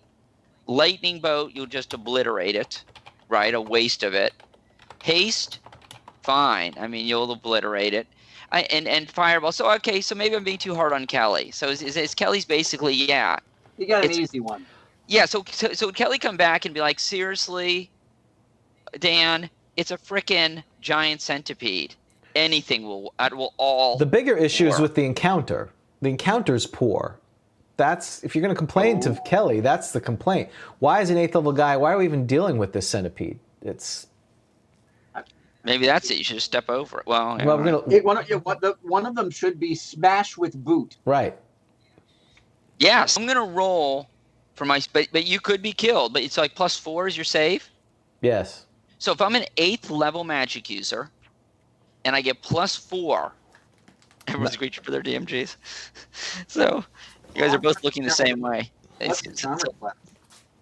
Oh, does that matter? No, assuming you got poisoned, it wouldn't matter. You have to be hit by a lesser. Oh, that's right. I have to be hit. You're right. I mean, I have to be hit. My AC is. Where is my AC? I don't see it. Yeah, you've got it there too. I don't see it. I mean, it's probably like. His dexterity is 16, so it's a minimum of 8. Okay. He doesn't seem to have any. He has a cloak of protection +1. Yeah, so that will help your save. He's got a 7. All right, so can we do this? And I know, James, I know you want to move along. I get it. But I was so unhappy with random encounter. After, you knew it was going to stink when somebody writes that random encounter is the best thing on the internet. I thought the random encounter was great. It was, why was it good? We demonstrated DM fiat, right? Rob came in, he took over, and he said, this is what we're doing for this thing that wasn't in the rules. We accepted it. I made player agency, gave us player agency, failed save, done. And we had an exciting encounter, and it was done in 5 minutes. Clearly not what the listeners want. They don't want clear decisions, efficiency, moving it along. They hate that. Have you read the reviews? Okay. We're going to do Fireball. We're doing everybody out there, please put a review about how the random encounter for number 70 was the best one of the series. Right. Okay. Right. All right. Fair enough. Okay, I'm rolling for initiative. I'm the giant centipede. You're Elrune. She's looking at his clock, his watch. All right, someone roll a d6. I'm doing a lightning bolt. I just want to see what happens. Like, let's do you said this is an easy encounter. Let's see. I rolled a 1. I rolled a 5. Oh, he gets to attack you, so that's good. All right. So you're Elrune? Yeah. No, No, he's it's the centipede. You're All centipede. right. Attack. So roll your D. What'd you roll? 16. Whoa. Oh my gosh, and I'm like AC 8. I mean, I've looked at the picture. I mean, You're AC 7. oh, I'm AC 7? Okay, sorry. All right. Well, you need Oh, to I know do have what a cloak his. of protection. Is that what you're giving me? The cloak Yeah. of protection gets me to Yeah. 7? Yeah. Yeah. What is he? He's 0 hit dice, right? Yeah. He needs a 14. I hit. Oh my gosh. So now I have to roll save? Save. You got +1 because of your cloak of protection. And plus And 4 because the poison's weak, That's right. So I'm +5. at least. Let's What do you see. mean at least? At least. I mean, it could be more. I don't know. Let's roll. What'd you roll? 7. Oh, now it is interesting. Because I think your saving throw normally is 13. I'm a level. Oh, that's right. That's not fake. Because level 8, because they go up slow, don't they? For magic use, they get the wide range. You need a 13, 8th level magic user. You got +4 because it's weak poison. +1 because 11. of +1 because of the cloak. 12. So There's no is other- there any? Well, someone here, Lloyd says you get +8 save versus poison. Poison save. So I don't know where he gets the other pluses. I get the Add +5. +4 to saving throw die roll. Right, +4 modifier. That's right, and +1 because of his cloak. So you rolled a 7. You add +5 to it is a 12. It says you need a 13 versus poison. Did I just die? Yeah, you're dead. Not very Just much. killed? You had to push it. Yeah, you had to go there. So the giant centipede, in fact, just killed the 8th level magic Well, user. he didn't kill. He killed you. Your version, Eve. Other people are still playing. Wait a second. Poison takes. Here we go, James. Ugh. You know what's coming. Yes. Well, it's not death poison, it's paralysis, right? No, it's Oh. death. No, he's dead. Or no, maybe, I think it is death. It's I dead. think- It's just yeah, weak. it says in many cases this poison is weak. I like how it says in many cases this poison is weak and not fatal. Add +4 to saving throw. I think that just means it's often not fatal. That's why you get the +4. That's This right. is not one of the often cases, right? It's not one of the many cases. Yeah, it's not paralysis. It's death. That's right. But it's in a minute. Would I get my spell off? Right. Or am I like, because I'm all like, this poison's taking control, I'm slurring my words. I probably would be slurring my words, wouldn't I? Yeah. You can't. You're dying. You're dying. You can't cast a spell. The only thing, according to previous rulings, the only thing you can do is call for divine intervention. That's right, because it's been interrupted.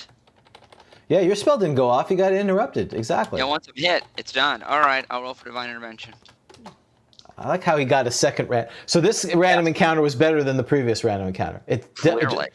How? It's as quick and anticlimactic, but okay. Hilarious, because a giant centipede killed an 8th level magic user, Elron Brune. My prayers were not heard. Probably because I'm slurring my words. 31. All right, that's it. All right, there it is. You're stuck in the abyss. So now you're dead too. Right. So now Rob's the only one who can play this game. Chaotic evil, I'm going to the abyss. Yeah. I think that this was a dream from which Elron Baroon awoke, and then the reality was that. What did you do, Dan? Did you do a ring of invisibility and run I away? did. Yes, I actually did the ring of invisibility. All right. Well, Yeah. All right, cool. All right. All right. Very good. Well, that was a nice tangent. For those who like tangents, they got their tangent. Mm-hmm. But what do we really want to talk about? This is what we want to talk about. Our two big segments. One is, of course, why we have Rob on. I mean, we'll have Rob on anytime he wants, but the main reason is to talk about, and I'm sorry, I'm going to be covering your lovely mug to show your pride and joy. Flipping and Turning episode, issue 1, fall. a good choice. So I have that up for our viewers. So again, if you go to our Discord in the show notes and you go to the general, there is a link. In the general channel, there's a link. Please join us on Discord. It's a lot of fun out there. There's 2 Dan Gromanskis now, apparently. And I can say for sure that Dan, if he's out there, it would be few and far between. I go out there at least a few times a week and Rob's out there frequently because So it's a lot of fun. You want to talk to us, ask questions, and more importantly, spend time with others who like AD&D and old school gaming. So please come out there. So episode 1, I'm showing the. Oh, actually, I think what we can do. Well, you know what my new picture is on Facebook and on Twitter is, don't you? Have you seen that, James? No, I haven't. I have to go look. It's Aggie's drawing of me. Oh, yes, I have, and it's wonderful. I got to change mine to that too. I love it. Thank you so much. It is. That's Aggie did a nice job. So she presented that on the Discord. Yes, she did, and I just assumed I could use it without infringing her copyright. But I'll wait for the letter from the lawyer, and then I'll desist. Well, now they want to know, is it going to be Verbig versus Centipede next time? So. Wait a second. No, they're right. No, we can't exit. No, because we've already talked about the giant centipede. We wouldn't learn about something new. Don't we need to have a Verbig versus Centipede now to see who goes to the next show? You got. Oh, there's the eye roller. I saw it coming. Wait a minute. Let me hide behind the magazine. You can still see it, but they can't. Okay. What do we do? It's up to you. That's what's great about this show. No, the Giant's the champ, isn't he? He's the champ, right? I mean, the Centipede he's in another universe. That's true. He killed, right? It should be the Centipede continuing on instead of Elrond in the right? Instead of Elrond, you're now playing a giant centipede. It's a giant centipede in the heart of a hobgoblin lair. Well, they were saying he's probably looting the body, the centipede. He's going through and indeed he is. He's nibbling on that scroll, Putting on the cloak. Putting on the cloak. This is awesome. All right, so what shall we talk? So I thought this came out, Rob. This is amazing. So I think I'm sharing the screen, so you can. Yep. So there you go. So we can. So again, this is our first episode, first issue, and again, thanks to Rob. So let's start with your introduction. What was your motivation of the introduction? I know being the first episode, kind of walk through that. Well, the first issue, of course, you have to kind of describe why you're doing what you're doing, and obviously, it is fear. I was forced by fear of my overlords into doing something, undertaking such a terrible a terrible thing, and the fear of the horrible punishments that would be put on me if I did not succeed. That's basically it. Awesome. Thanks. And what was great about it is, so many of these things, Rob has incorporated stuff from the show, which of course is very flattering and very nice. And of course, the Wizard in the Marketplace. Yeah, that's something Aggie Pryor's beautiful drawing of the Wizard in the Marketplace in the corner. That is great. Is that a magic jar? And so the Wizard in the Marketplace, of course, coming from the fact that we like to imagine what a wizard would do with some of our spell selection discussion. I think you envision some get off my lawn wizard who's a curmudgeon who's kind of. He's rich, retired. What does he else have to do? Oh well, the character of the Wizard in the Marketplace gets a little development going forward. I can now reveal that the wizard is a chaotic evil alignment. Excellent. Are his initials EB? EB? Yes. Perhaps. Okay. I actually hadn't thought about that, but I think that's now canon. That's right. With a propensity to risk death when doesn't need to. Yeah, exactly. Well, this is before he was killed by the. We're going back in time. This is like the Marvel universe now. We've got side stories, back, pre-glitz. Yeah, exactly. Retell the origin story. Well, we've talked about this, James, where we would like to have, remember, like a gnome illusionist assassin, and he's like his symbol's the giant centipede, right? He sends giant centipedes into people's bedrooms at night. Right. So maybe that's what happened. Elrond was maybe targeted, for all we know. That could be, and he didn't choose wisely. So it's a great introduction, and then for whatever reason, Rob decided in his editorial edict to put my little contribution in. So again, thank you. It was a lot of fun. So I talk about the Assassin's Table. Go ahead, Rob. No, I'm just saying it was a great contribution. I look forward to all the rest of them. And Well, James, it's all downhill from there.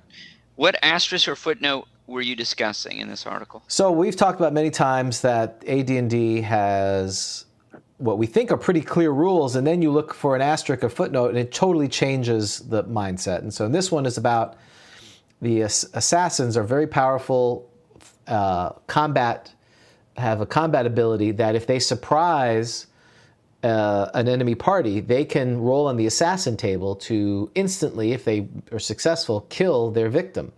Well, there's a little asterisk that says this also applies to normally sleeping opponents for all players, which is crazy. That's the idea of this. Everyone is an assassin, basically. So that's what I talk about here. So the series will be about what we think is the rule, and then there's this little offhand comment that changes the rule or changes our understanding of it. So we've talked about it a number of times, and it was a lot of fun writing, so thank you. Right, and then we've got to right. So I don't know if you're scrolling. I can't see it. But, you can't see it? I'm sorry. That's okay. Terrible Monsters, Terrible right? Monsters is next, yeah. So Rob, I assume you encourage people to send in their terrible monsters. Absolutely. The first one and the first terrible monster that was entered was by a friend of the show, Vic Dorso. And yes, please send in your ideas for terrible monsters, and perhaps you'll see them in upcoming issues. And Rob, is any monster too terrible for inclusion? Oh, absolutely not. The more terrible, the better. Perfect. And this one was pretty terrible, wasn't it? Well, Wizard did give it a terrible rating. Elrune's rating. And then, of course, obviously, the most highly anticipated article, of course, Parenthetical Evil. And I think, so this is my column, the point being talking about a monster which is neutral paren evil.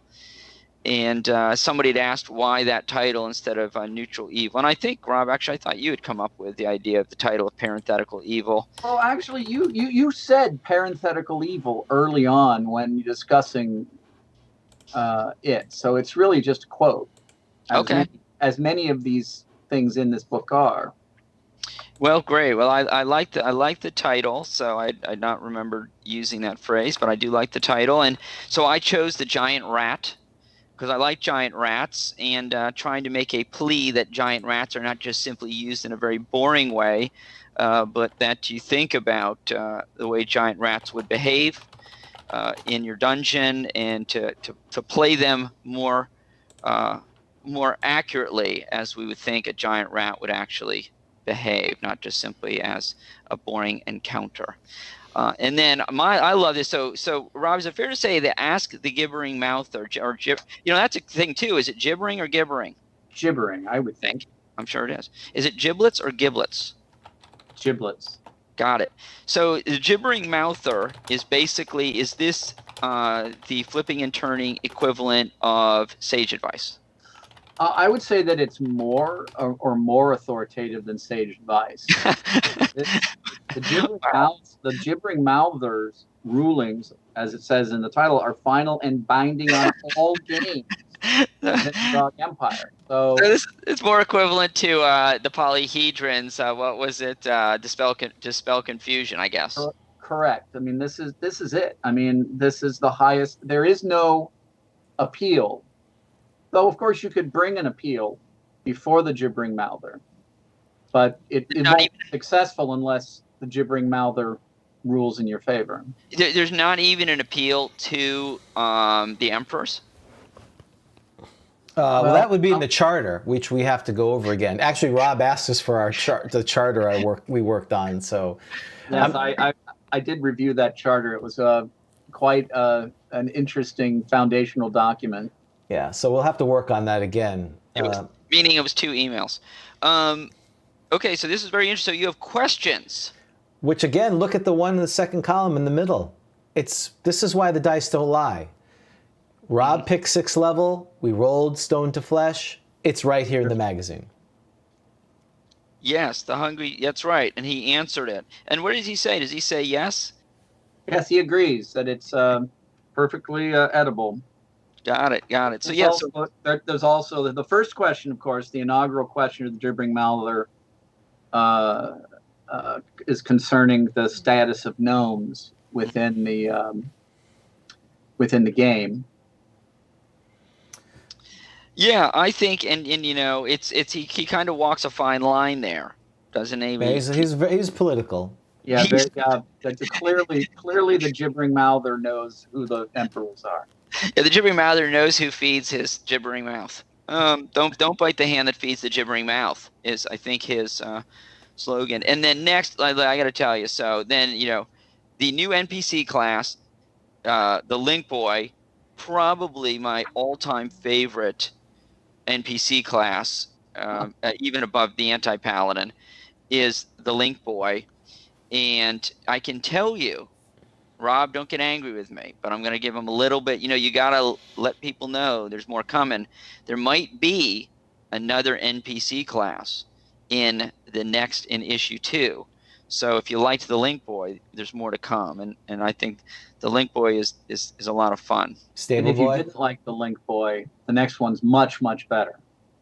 Right. Or much, much worse, depending upon. You're either going to love it or hate it.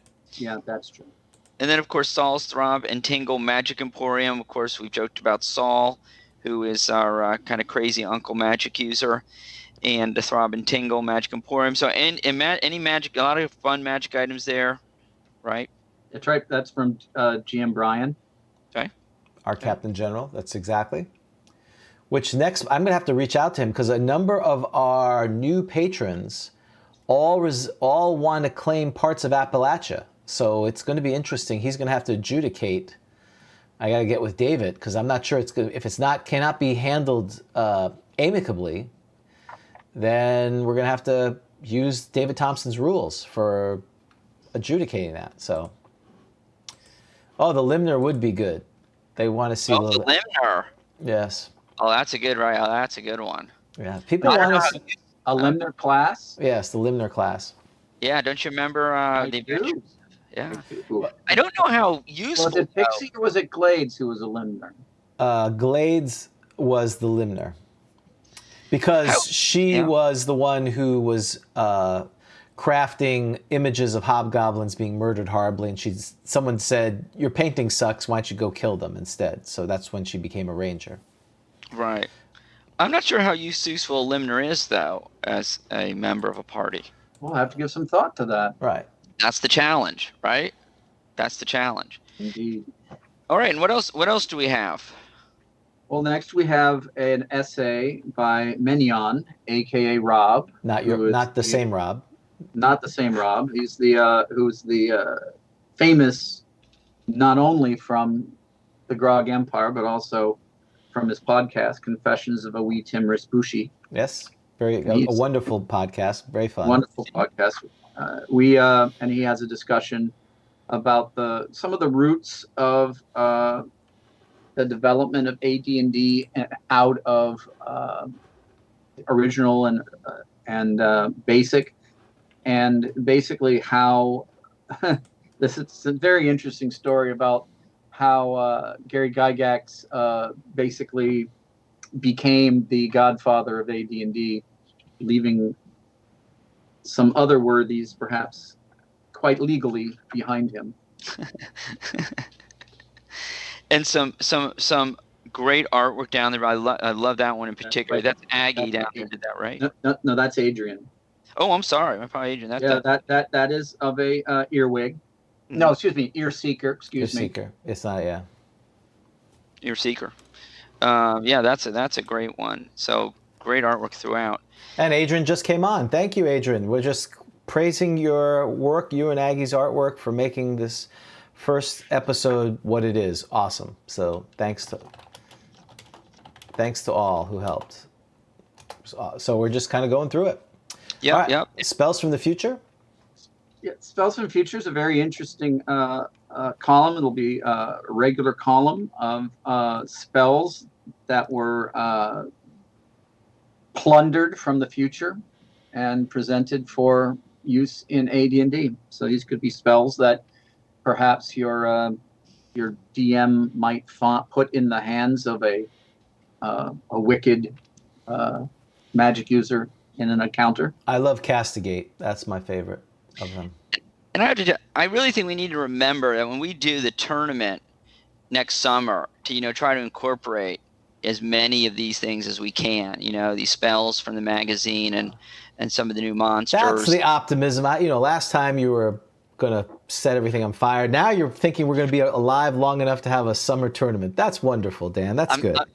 I'm nothing if not manic. I need to get like the only thing you can depend on from Dan is his manic behavior. Correct. I'm very consistent in that way. Okay. So, and then Rob thought some people might actually care about. No one cares, but about us. Well, this one, I have to admit, this one wasn't as great. But I think the future episodes of 3 questions will be of much greater interest. I like how each answer, like James has like 2 sentences, and I have like a paragraph. You're not the only one that noticed that. Yeah. Well, I wasn't given I come from the school of less is more. What is brevity is the sign of wit. That kind of thing. Right. When given a specific how much sentences, I'd be happy to meet the task. Because space is limited. That's I know initially we were concerned about content, but we got to 32 pages, which is awesome. Yeah. And then I love the fact that we have an entry for the Gnome Realms here. Oh, yes. Yellowcap and Bigly Nut Brown came through with an extensive excerpt from the forthcoming tome of the Gnome Realms. Do we want to discuss the controversy of the picture? That's the question. Do people want to know? Do people want to know the backstory of that? Because this is why people are listening to the podcast. So there was another picture here that Dan, can I say objected to? Is that a fair statement? Correct. So could you describe your objection to the previous picture? So the previous picture there was a burrowing mammal in front of a gnome. Gnome was... Well, you didn't see the whole mammal, correct? You did not. You saw the back quarter. It was a giant badger. You saw the back quarter of a giant badger, and the gnome was up behind. The behind. He was up the behind, or just behind the badger?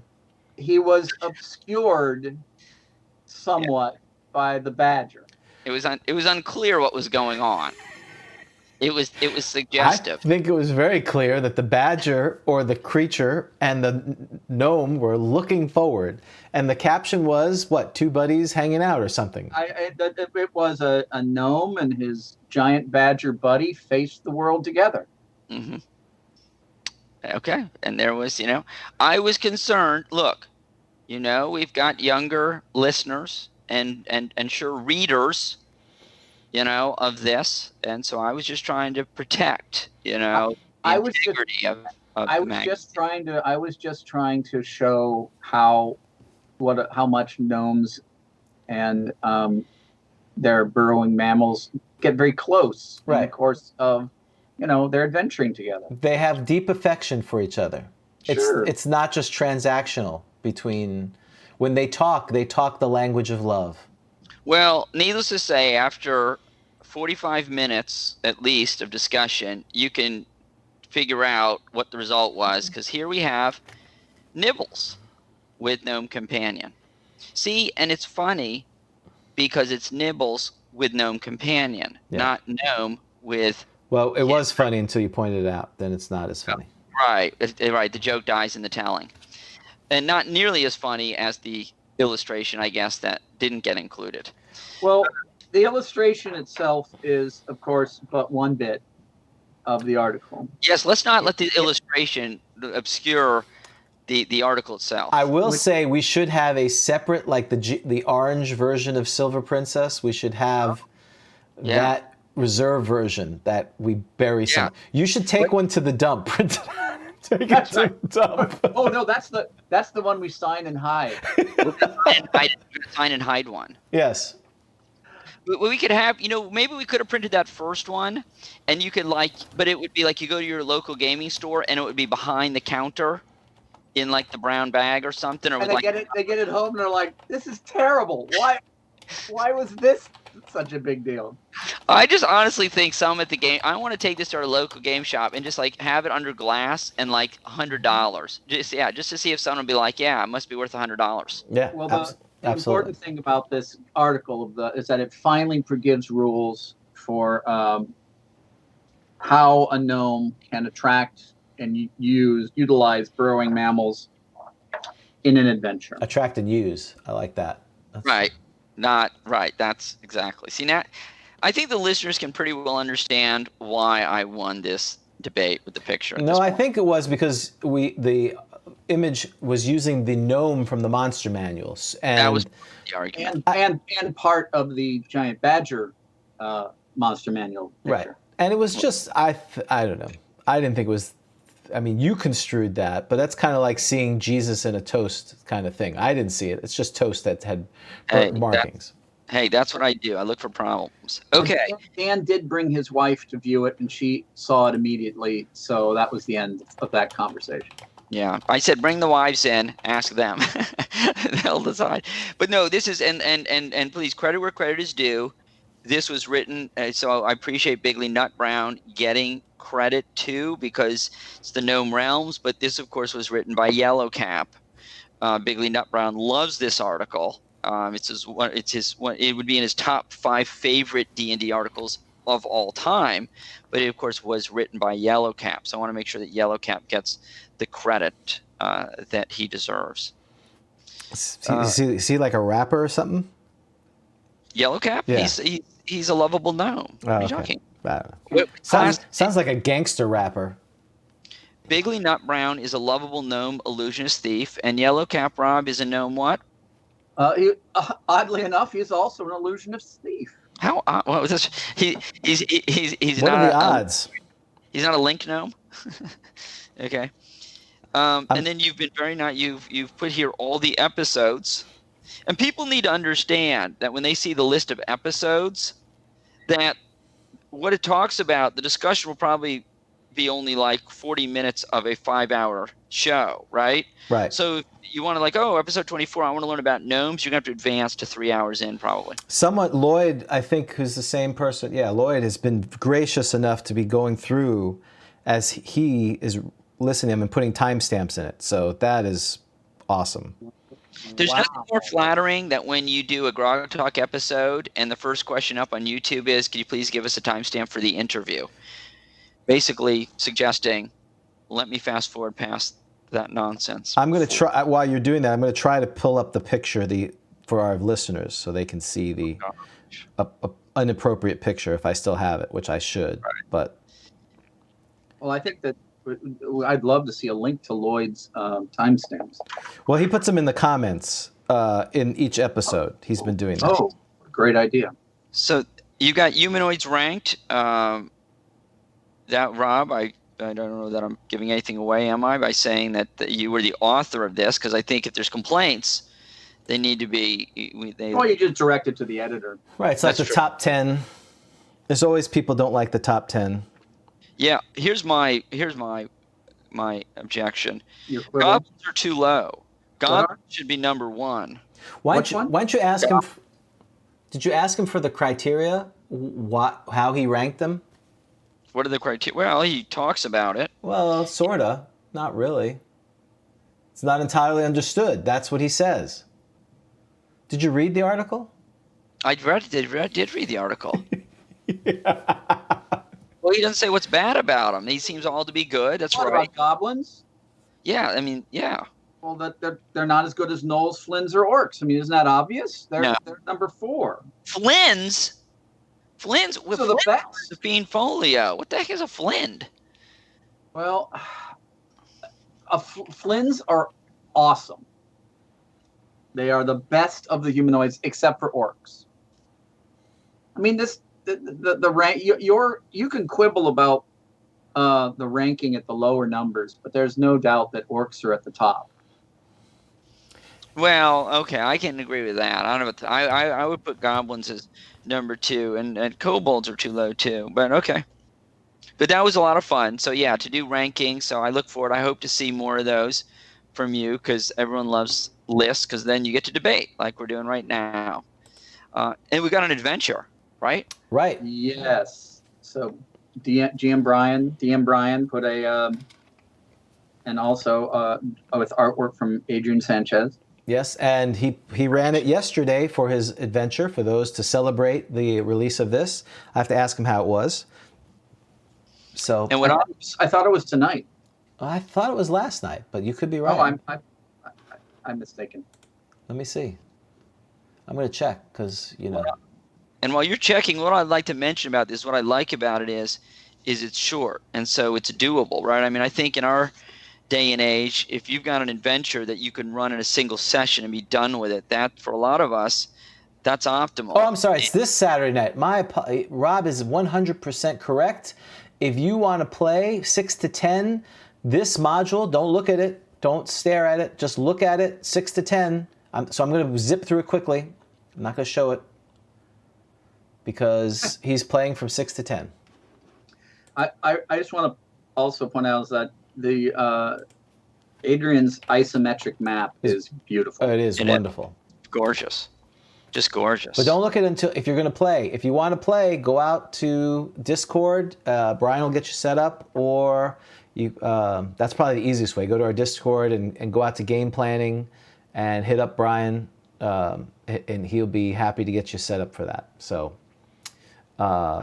again, great content. You know, you have monsters, spells, content, module. Again, we were floored, Dan and I. It's awesome. Yeah, and we even Len LaKafka, AD&D spell contest winning entry, right? So, right. So thank you. We appreciate our sponsors. We have some ads. We're going to add more ads as they keep going. So, actually, please support friends of the show. We didn't charge them for our ads because, again, they're good friends of ours, and we appreciate all the work. And if you want to advertise your business, editor at grogcon.com, correct, Rob? That is correct. Yep. And so there you go. And our thanks to Jason, right, Puppet Dad, for helping out with that. With he won the contest and just enough to give us his spells here. That's right. Yeah, and to get Len LaKafka's name in our magazine is awesome because he's a legend, of course. And so, yep, go ahead. I'm sorry. Oh, and so Rob, you wanted to just Rob noted how I always complain about articles being continued on later pages, and he left you a voicemail saying no, you didn't respond to that. I guess I heard it like 2 days ago. Who uses voicemail anymore, right? So now I'm responding. So okay, so I guess for spacing reasons, is that right? That is correct. There's you need to you can't have the whole center of your book be all one article. And can you talk a little bit about the artwork on that page, on page 26 with the strangleweed? Because you've asked people, artists, for depictions of certain things, haven't you? Yes, indeed.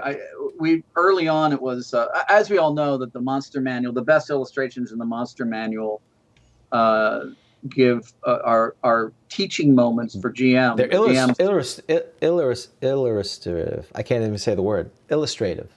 Yeah, illustrative examples of how to use a monster. Like, for example, the Piercer. You see that the Piercer has, in fact, completely skewered the poor adventurer down below. But there's plenty of monsters, too many, we feel.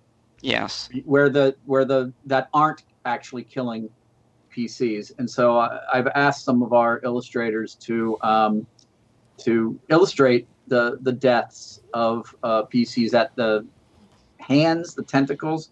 And this is an example of a strangleweed getting and killing, or in the moment of killing Hugo, who is our poor. He's going to be the victim of all the bad things, the incomprehensible deaths that occur in the magazine is going to happen to Hugo. So this is a beautiful illustration by Adrian Sanchez. So if you send in a drawing to increase your chance, or to have any chance of it being included, you want to have Hugo being killed. I mean, if you're trying to draw a picture of a death scene. That is exactly 100% correct. I mean, there's a lot of pictures, a lot of monsters that don't have pictures. I mean, if you want to draw an invisible stalker, for example, just be a blank. That'd be great. Gelatinous cube, being ripped to pieces. Right. Oh, that's a good one. Yourself out. That'd be a wonderful picture of an invisible stalker. I can see it. It's like an SPCA commercial. So many monsters do not have illustrations of them ripping apart poor characters. That's right. You can help by right. So it's kind of like that. Well, the fact is that I guarantee you that when a DM is leafing through the monster manual and he goes, "Ooh, look at that! Look at how that! Yes. Look at that cool monster! Yes. That's privilege. That's monster privilege. And you get a bump in your dungeon.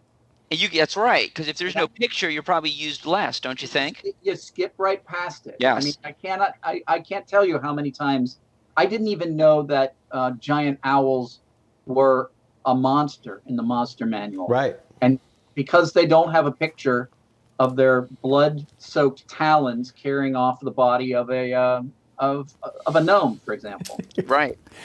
So some of the folks are saying that they want to know if Hugo's coming back for issue 2. So it sounds like he is. He's going to be murdered some other way. Some of the comment was it looks like he's about to be murdered, but he's not actually being murdered. So some folks want it to be more graphic. It's not, they want to see the actual strangling. The actual strangling. I think that the artist here has captured that tense moment, right, when Hugo realizes he's missed his surprise, right? And we've all been there, realizing that the monster gets 1 to 4 free attacks on you flat-footed. So that's what was depicted there. Elron Baroon just sort of had that feeling just today. Yeah, right? Precisely. So all right, well, Rob, anything else about the magazine? Anything else you want to say about the next issue? Just as far as the issue is concerned, it's a timing which is as we are accepting submissions even as we speak. I would at editor@grogcon.com. You can find the email at the Discord. And you can reach out to us on Discord. Most of the people that you are in this book, all the fine contributors, show up there a lot if you have questions. For the purposes of trying to keep this stuff, keep the Discord a little, clean. And also, if you have something you want to write about and let it be a surprise to the rest of the Empire, just go ahead and send me an email. And we'll talk about it. I look forward to everybody's help in putting together issue 2, which is hopefully will be even bigger and better. Well, apparently Lloyd was saying that there was a Kickstarter Jeff D did for illustrations for all the deities who didn't have illustrations. Maybe that's one we could do, a Kickstarter, get our artists some well-deserved credit and money, some kind of illustrative guide to using monsters or something where it's just all illustrations of them in the act of murdering. That to me would be amazing. That would be great. So if that's something we need, so Dan, you work on the articles of incorporation and get working on that. Got it. I will do. And Jay, so I noticed it says the GROGTALK Adventure is coming 2021, so maybe you could talk a little bit about that. Yes, that's right. So people have said you should put fake ads in. Well, it's not really a fake ad. It's we've got a couple of things lined up for 2021. I'm messing with you. No, well, I think Well, I think people want to see Pixie and Glade, so I think we're going to have to do some adventure series with Pixie and Glade. So stay tuned for that. That is what we're hoping to do, whether it's in a module format or a choose your own adventure format. That's something I definitely like the idea of doing some kind of choose your own adventure, so you can stop complaining to poor Kelly who you don't like his answers. You can put 12 pages of answers for each one. We could do that, right? Right. Yeah. That's right. He'll say, yes. How easy do you think it is now? Right. Poor man. Right. What's that thing? Instead of complaining, do something about it. So we'll I think that's the idea, but that may change. So give us, if you have ideas, go out to Discord and say, this is what I'd like to see. Or it could be adventures of us, the DJ. I think everyone's been asking, is there our image Grog or Groggy? Well, Groggy is the thing that the demon idol that Vic makes. I think we're DJ at this point. DJ, the two-headed troll, I think is what we are. That makes sense. Yeah. Okay. That's the name I came up with. If someone has a better name, we can go with that. Okay. So if you want the Adventures of DJ, that's fine. If you want the Adventures of Pixie and Glade, we're looking at both.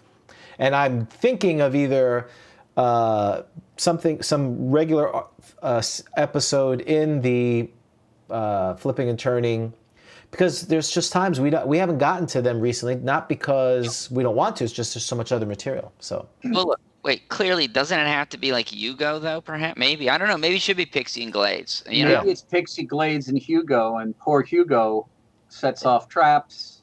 He always says, the red, Hugo, the red short shirt, the dwarf. It'll always be one of the choices. Yeah, Hugo says we should do that. We should grapple the centipede. So, grapple the centipede. Another album. Okay. I don't know. I thought we based it off the. Someone was asking, is it an Etten or a troll? I thought it was based on the two-headed troll. It is two-headed troll. Yeah, but it could be an Etten too. I mean, similar. Well, a two-headed troll, I think, has an Etten as a parent, Right. Mm-hmm. Doesn't it? Yeah, I think Is so. it Etten and a troll? Yeah, I think it's an Etten and a troll. Okay. Yeah. Yeah. Inside the back cover is a listing of the mighty Grog Empire. That's the last thing I wanted to say. So thanks to all those. These are the folks who have supported us financially, not only with, and so they've received titles, and so they're part of the Empire. So thank you so much to those people. All right. I think that's a good segue into our last topic for today. Right? I think it's our last topic. I think so. All right. Our next, so this is a late thing. So you can see Dan has become very political in this season. We try not to. I mean, we've shied away from it. But I think as we get close to the election, I really think it's our moral obligation to get involved. And so, can you see my T-shirts? Of course, yes. I said, let's talk about, let's have an election special. And so let's talk about government in D&D. So we've decided to cross that line and get political. Right. So what is the platform of VAPRAC for 2020? What are the planks that make up the VAPRAC? Well, I think that's one of the controversial things. I don't think he's actually submitted a platform. And that's, of course, he's been subject to criticism for that. And I think rightfully so. But it's basically to come to the prime material plane when he's hungry. And eat villages. So that's basically it. I mean, what would a platform for a chaotic evil deity be? I'm sure he's chaotic evil, isn't he? He's ogre, right? He's the ogre deity? It's ogre and troll. Oh, ogre and troll. I would say you're probably right. Ogres and trolls chaotic? Yes. It's possible that I think his VAPRAC platform would be get in my belly. Yes. Correct. Just succumb and let me eat you would be VAPRAC's. Yeah, so VAPRAC the Destroyer, he is chaotic evil. Page 96 on the deities and demigods. Yep. He appears as an exceedingly horrid mottled brown and green humanoid. Don't let that turn you off, folks. His great strength, he prefers to tear his prey apart. This would be a good picture. With his claws rather than use weapons. I mean, you got to respect that, don't you? Absolutely. He's always hungry, and this is my favorite, as you know. In times of great troubles, he walks the prime material plane, robbing, killing, and eating whatever he finds in his path. So that just means that he should be a possible random encounter. You could just be walking down the road, and all of a sudden you see a 15-foot horrid mottled brown and green humanoid, and it'd be pretty much over. 2 to 20, 2 to 20, 1 to 12. So I've decided that I'm going to cast my ballot. There's been a lot of speculation. I'm going to cast it for Vaprak for 2020. That's a bold statement, So it sounds like if you vote for him, because you support his uncompromising ferocity and ability to destroy whatever lies in the path that causes him trouble. That's the platform. He's a get-done kind of person. He's very efficient. A deity. Very efficient. All right, government. Can we talk a little bit about government in D&D then? Sure. As part of our. Okay. What would you like to talk about? Well, we have 2 pages basically, right? We have 88 and 89, maybe to 90. And so I was just interested in finding out, does anyone really care about 88 to 90? Is this the kind of thing that the DM cares about, but the players really just want to know where's the dungeon? I think if they're invested in your world, if you're trying to build a world, it's certainly very important to have that.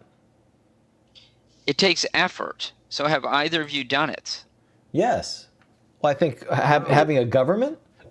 Yeah, so create a government. Think about it. I mean, or did you just like, well, they're the king? Did you sit down and think about, okay, what's the governmental system here? Because you've got a long list of government systems, which I'd like to point out a few of them, which I think are particularly interesting. But so it seems to me that this would take a lot of effort. Well, it can take a lot of effort.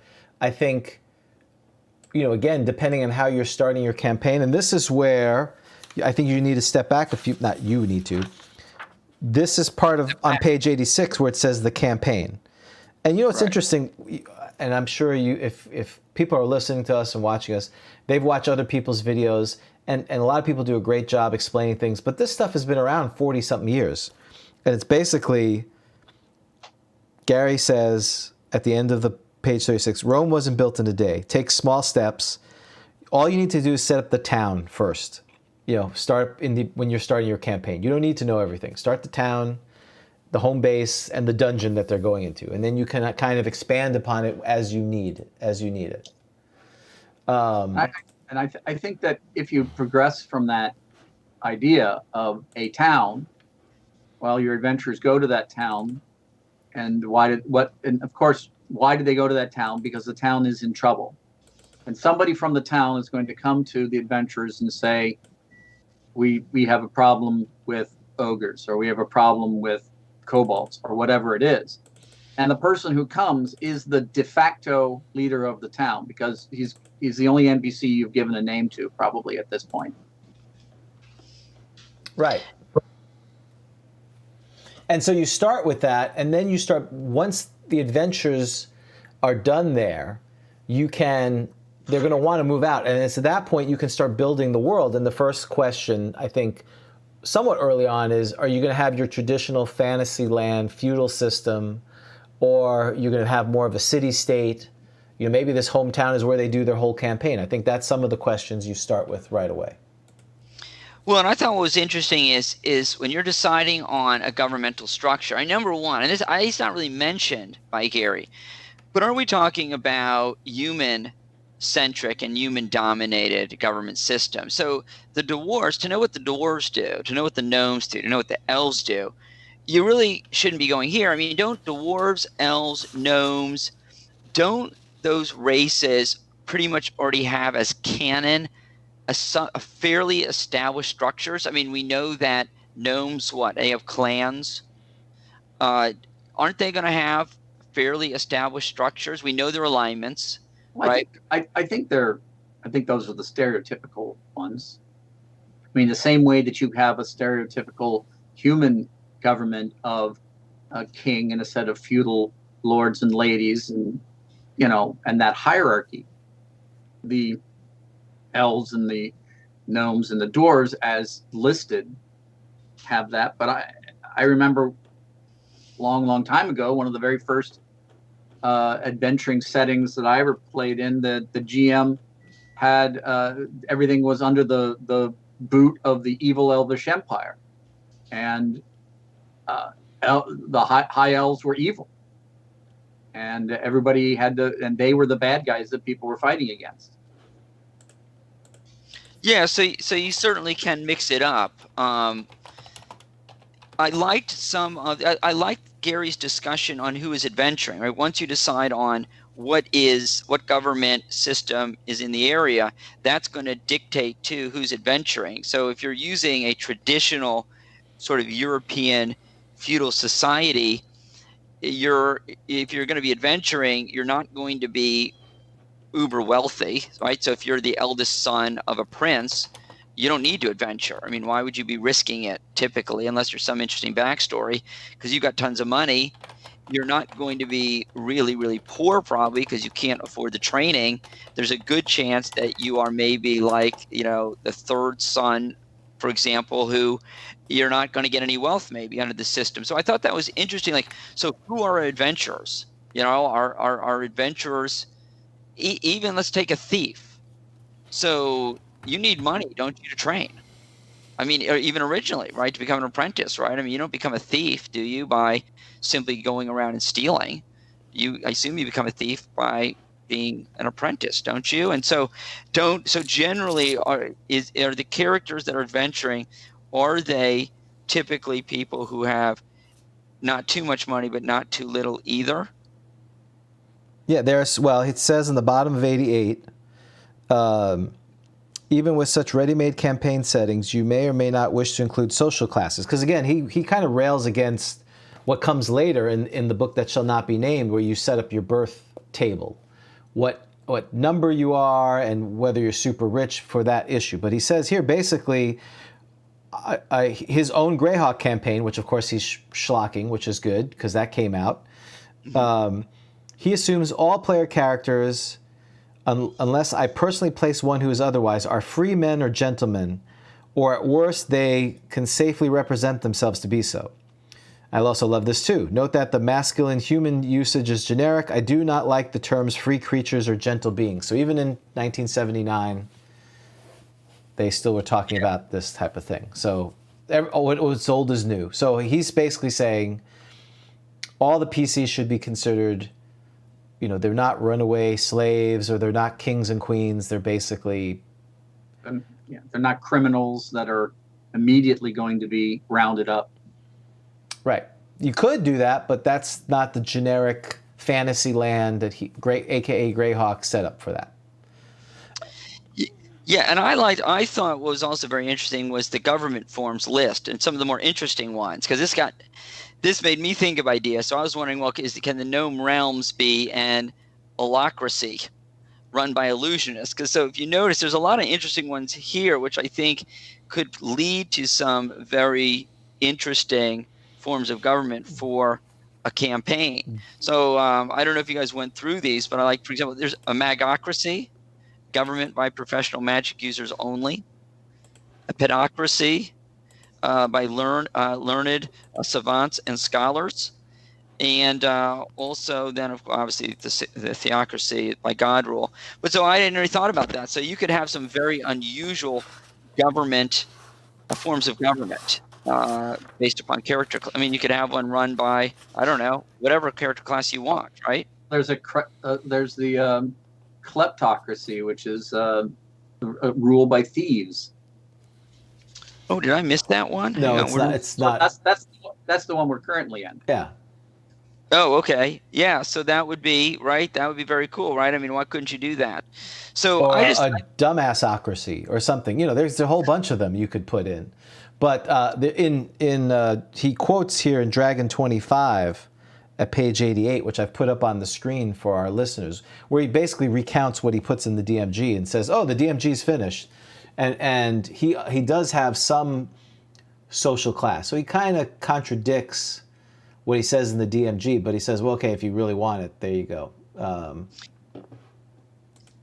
And he put it away.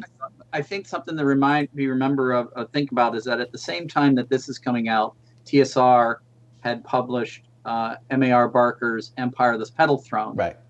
Yeah. campaign setting. And in that setting, social class is very restrictive and encumbering. So, and I mean encumbering upon the player, not upon the character, or both. And so I think that Gary is saying, hey, if you don't want to play that, don't. Oh, look, it even mentions Empire of the Petal Throne right there. And what's John pointed out on that this one has anarchy, no formal government on this list where. Oh, yeah, that's right. It's different there. Yeah, anarchy. He also mentioned the city-state, I believe, somewhere, which gets dropped from the DMG, Judges Guild, city-state. So is that the only one that's different? It looks like it probably is. I like the what is it, magocracy. I'm gonna have an illocracy for what do you think, Rob, for the Gnome Realms? Illocracy? Oh, he changed it from macrocy. Oops, I dropped my DMG. The holy DMG down. DMG down. I'll get it later. I think now it's a how's it spelled? The run by professional magic users. MACO. In both of them, in the DMG and that. I don't know. I didn't look at the end. Sorry. No, DMG is MAG. I wonder if it was a typo. I bet you it's a typo. I think it's a typo. It should be magocracy. Yeah, not a macocracy. Yeah. And to answer your question, earlier question there, Dan, I think gnomes are run by an anarchy. I mean, they just run amok. Right. Everywhere. On the lawn. Trickocracy. Here and left, hither and yon. Hither and yon. That's the official platform. So here's the thing about it. And look, I think the advantage of having this fleshed out is it can and should prevent player shenanigans. Because invariably the players want to do, murder, killing the town's keep, and not have any consequences, or bribing the guards, or this type of thing, which may or may not work. But if you flesh that out and you make it, that law and order is going to be, if that is the rule of the day, and again in standard fantasy land, especially if you're modeling it over medieval feudal Europe, the adventurers pop into a small town, they're going to be treated suspiciously. They're not going to be open. This is not like today where tourism is something to be seen. They're going to be seen with suspect. And, if there's any trouble in the town, they're going to blame the strangers who got there. So I think those are some of the things you could use to either start an adventure, keep your players, because of course they want to have the video game experience. They pop into town, they trade their loot in. If they show up from the dungeon in this small town with 10,000 gold pieces, there should be some issues, and that's kind of bleeds into the rest of the DMG, the economics. I think players don't like this because it just feels like the DM constantly trying to screw them. So that's the downside to it. If you take it to the logical step. Yeah, I mean, my sense is that players don't care tremendously about this, perhaps, unless and until they reach really high level and they want to now be a lord or a duke or whatever, right? Or have territory, and then of course it becomes relevant. But before that, I agree. I think it would just be used as a constraint, I guess, of sorts to get them into trouble. That is, there a city watch? Are there guards? Are they going to be held accountable for acting in a lawless manner? So, well, I think going what both you guys saying, both high-level characters, it also has to do with long-running campaigns. That if you have played for a long time, your characters go from zeros to heroes, and they are going to become more influential in the communities that they exist in. And dropping in with 10,000 gold pieces is certainly going to be a economic hit if your GM wants to run a game like that, but it's more likely to end up in the pocket of some noble is going to say, hey, this handful of adventurers may be helpful against my enemies. I'm going to see how useful they are in my machinations against the crown. And if the GM wants to play that kind of a game and the players go along with it, it can be a lot of fun. Yeah, I think it comes down to, Dan, there is definitely, and again, the way he starts this part with the campaign is he really puts the onus on the DM that, in order to ascend, he kind of bifurcates. You can play a board game. What makes Dungeons and Dragons great is this context of the campaign, that these series of adventures tie together. And, you and I, over the years, we'd love to do that, but there's a lot of work involved, and that's why things like Greyhawk and Forgotten Realms make a lot of sense, because then you don't have to fill in all those blanks. You can just start over. But the town I set up for my last campaign, it was basically a syndicate of various guilds who would exploit all these adventurers coming to free the town. They didn't really care about freeing the town. They cared about all these adventurers coming with their fresh new armor, and they would be slaughtered and they would take their money. They were basically a gold mining town, with the gold being the adventurers coming. And so there were people who were, some people legitimately wanted the town to be saved. Others were quite happy with the exploiting these new immigrants to come in here. So, you can use an analog of current society. I think it comes down to, does it support the things you're trying to deal with here? And are they going to buy into that world? Because if you have something super structured and they're just going to keep blowing it up, then eventually your players are going to get tired of it, and you're going to be, what is that? If you keep killing your characters, your players, you're eventually not going to have anyone to play with, in theory. Yeah. And it is, and just following, it is a ton of work. I mean, it's just a couple pages, but wow, this would be a lot of work to create the government, identify everyone who's in charge, and people are going to different places. So yeah, I mean, I guess for me, I mean, you know me, and so for me, the only real interesting takeaway from all this is, number one, I did like the discussion of how player characters aren't going to be, think about your player characters' background. Why are they adventuring? What's their motive? Where do they get the money to become because they're professionals? So where do they get the money to become a professional? And I also like this idea of some very unusual sort of government structures, because I'm going to roll a d20 just to see what government structure we have. Oh, it's a 19. I think that's last. Well, there it is. Look, a syndicracy. By syndics, so like syndicates, government by a body of syndics, each representing some business interest. So that could be where the Thieves Guild is in, right? So these are like syndicates, right? So that's very similar to what I had. That's what I had. The government was a council, very loose, but actually the guilds, the Thieves Guild and the Assassins Guild and the Merchants Guild, they were the ones who ran, and each had a different agenda, which sounds great on paper, but then here's the logistical problem, at least, especially now when you're playing online. Well, it's not actually, it's a little easier online. You've got a fighter. Okay, he's in the Fighters Guild. The thief is in the Thieves Guild. The assassin's in the Assassins Guild. You want to keep them each busy on their separate side quests, and you want to get that intrigue where eventually they're going to fight. But if your players don't want to do that, then that's a problem too. So, again, you really need the players who want to buy into that kind of role playing, or else it's just flavor for flavor's sake, which sometimes a lot of people don't like. Yeah, I think I've mentioned before when I was running the Pelennor campaign, and they were in the City League for the very first adventure. They start in the City League, and they're offered a tour where they can be told about the different areas of the City League, and this was my way to basically introduce the party to the different neighborhoods, what's there, and they were like, "No, we're good." They declined the tour.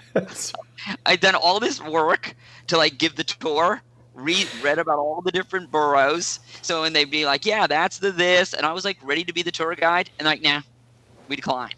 I'm like, "Okay." So yeah, so that's the the life of a DM. So Right. So you spend all this time, and you're like, some care, and then some don't care. So if you don't have and it's hard when you have 50-50, because then you have folks who want to do it, and there's other folks. When are we fighting? When are we getting into the dungeon? I don't want to talk to. Oh yes. Right. I am the candle maker. Right. My third cousin is the burgermeister of this ward, and shoot me in the head. Right, right. But I have a very valuable quest. If you'll spend 2 minutes talking to me, you'll find out about. Oh, goodbye. Wait, no, come back. I have a question for you. Right. Yeah. They want the question mark above their icon. They want the video game thing. They want the walking up and doing that. And I think that's one of the things that old school games get a rap for, when it's not really fair. It's just the type of players that you have. And as we've gotten older, you have 4 hours of playing. Again, if playing equals rolling dice and killing things, then you're wasting time with you doing all this shenanigans. And people are like, really? We're going to haggle over the thing? And that if you don't stay in the inn and you take off to scout, the inn mice is going to talk to the captain of the watch because you were disappeared. Again, makes sense, but people don't like it sometimes. Yeah, it's interesting. So how do you guys feel about, like, the history of an area? So, one of the things that I really liked about Lord of the Rings was you really got a sense of the history. When they walk by something and, Aragorn remembers that it's this from 100 years ago or something. I just thought that enriched things. Now, in a game, though, so like, let's say with like Greyhawk, if you're adventuring in Greyhawk and you show up to an area, are you guys as players interested in knowing about what the area is like, who's there, the history of it, or are you James and Rob, as players, are you simply interested in, like, look, it's not a history lesson, I want to play D&D? Well, I think the example, I'll let Rob go after, is the example I like to try to do, and it's hard. People don't like exposition. They don't want to read 10 pages of background. The classic example that someone else has put in is you don't have to know what the Kessel Run is in Star Wars. They don't explain what the Kessel Run is, but I did the Kessel Run in 3 parsecs it was. Yeah. You explain that there's this thing. You have some idea. They don't have to understand it all to understand the context of it. And I think as DMs, the more we can try to introduce lore while the action is happening, it's better than in the year 337, King blah blah blah, and then you do the genealogy of that. No one cares about it. Turning the page. Right. So it's better to have it part of the discussion, and almost like, yes, or at the last Goblin Wars, we, King whatever was lost. We lost that part of the empire. Ooh, what's the Goblin War? If they care, great. If not, they'll learn about why the Goblin War was important, because that sets up this thing. Rob, what are your thoughts on it? Similar to yours, I think that, different DMs have different styles, and it depends upon how comfortable they are, and your players have role playing. If your players don't want to role play, which is what you were talking about, James, of them being, this is all wasting time, where's the dungeon?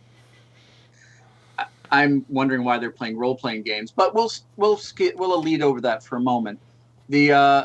If they don't want to do that, then there's really no point. You read one box description and you start them at the door of the dungeon.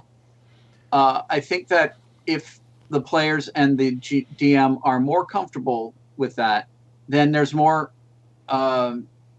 natural ways to get that kind of history across. You could say, for example, that as your adventurer comes into town and you see this, there's evidence of ruins of a great castle that's fallen entirely to ruins up on the hill. You go into the inn. Well, you mentioned it. The players might ask somebody in the inn, what are those ruins up there?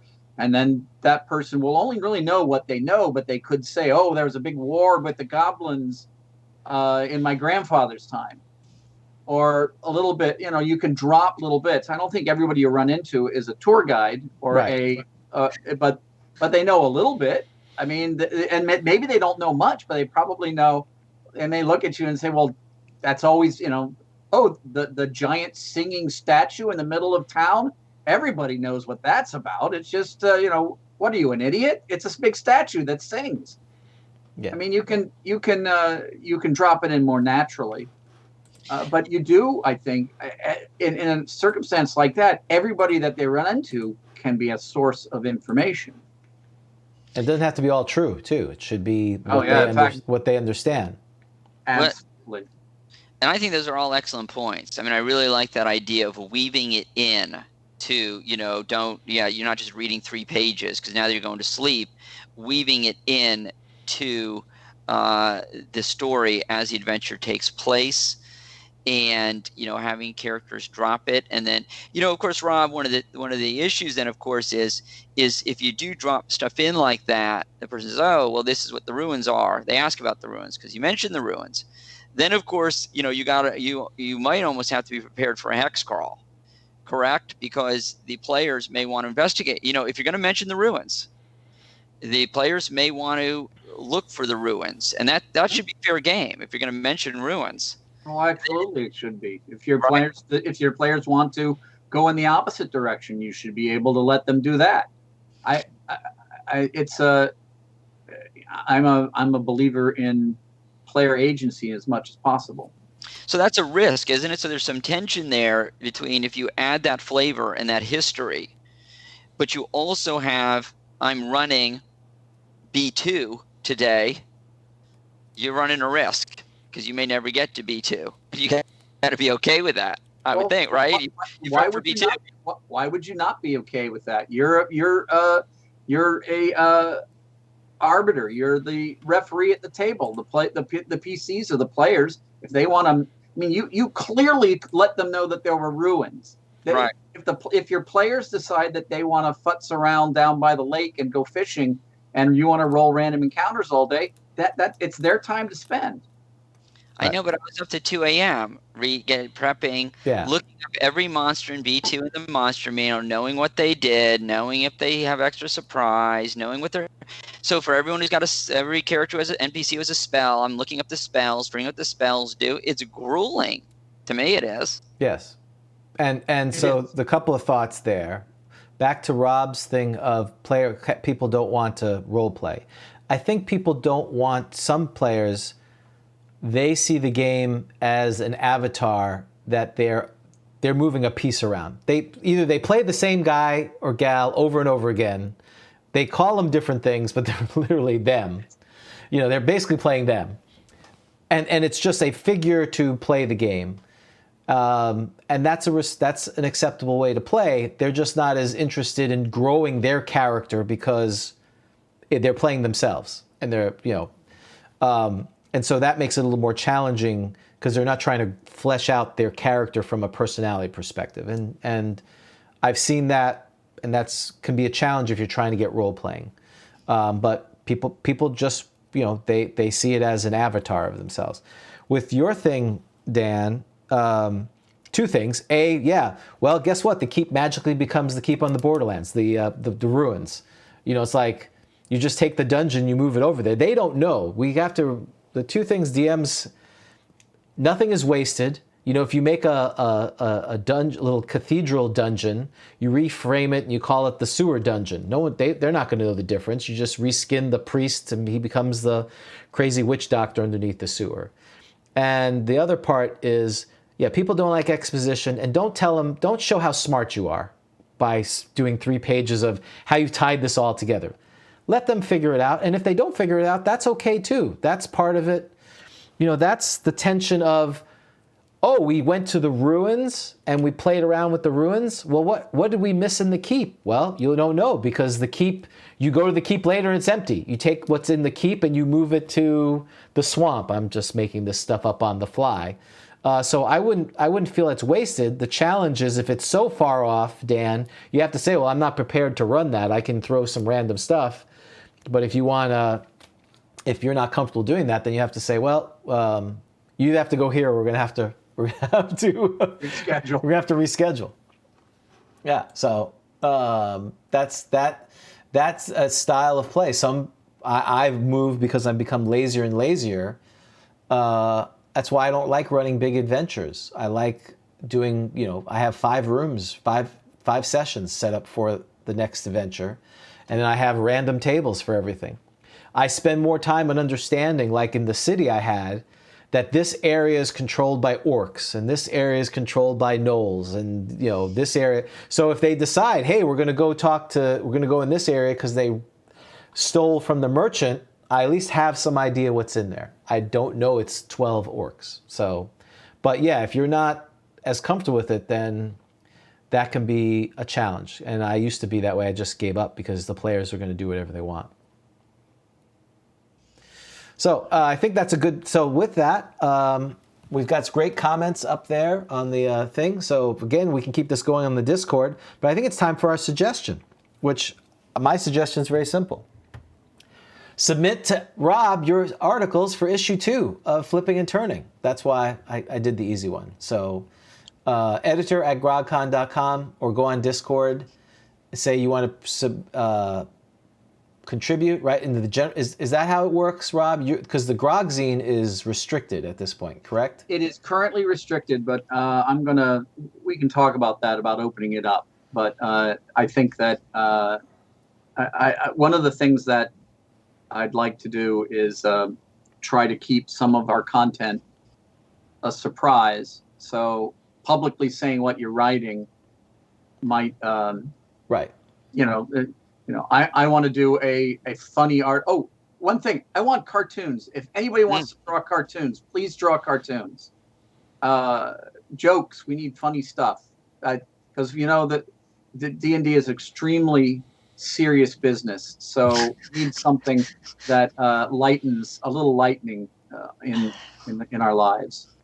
Absolutely. Okay, so Rob, since you're our guest, but not really, you're part of the team. How about a D10 to see how which Dan has already said a -1. I don't know why, but.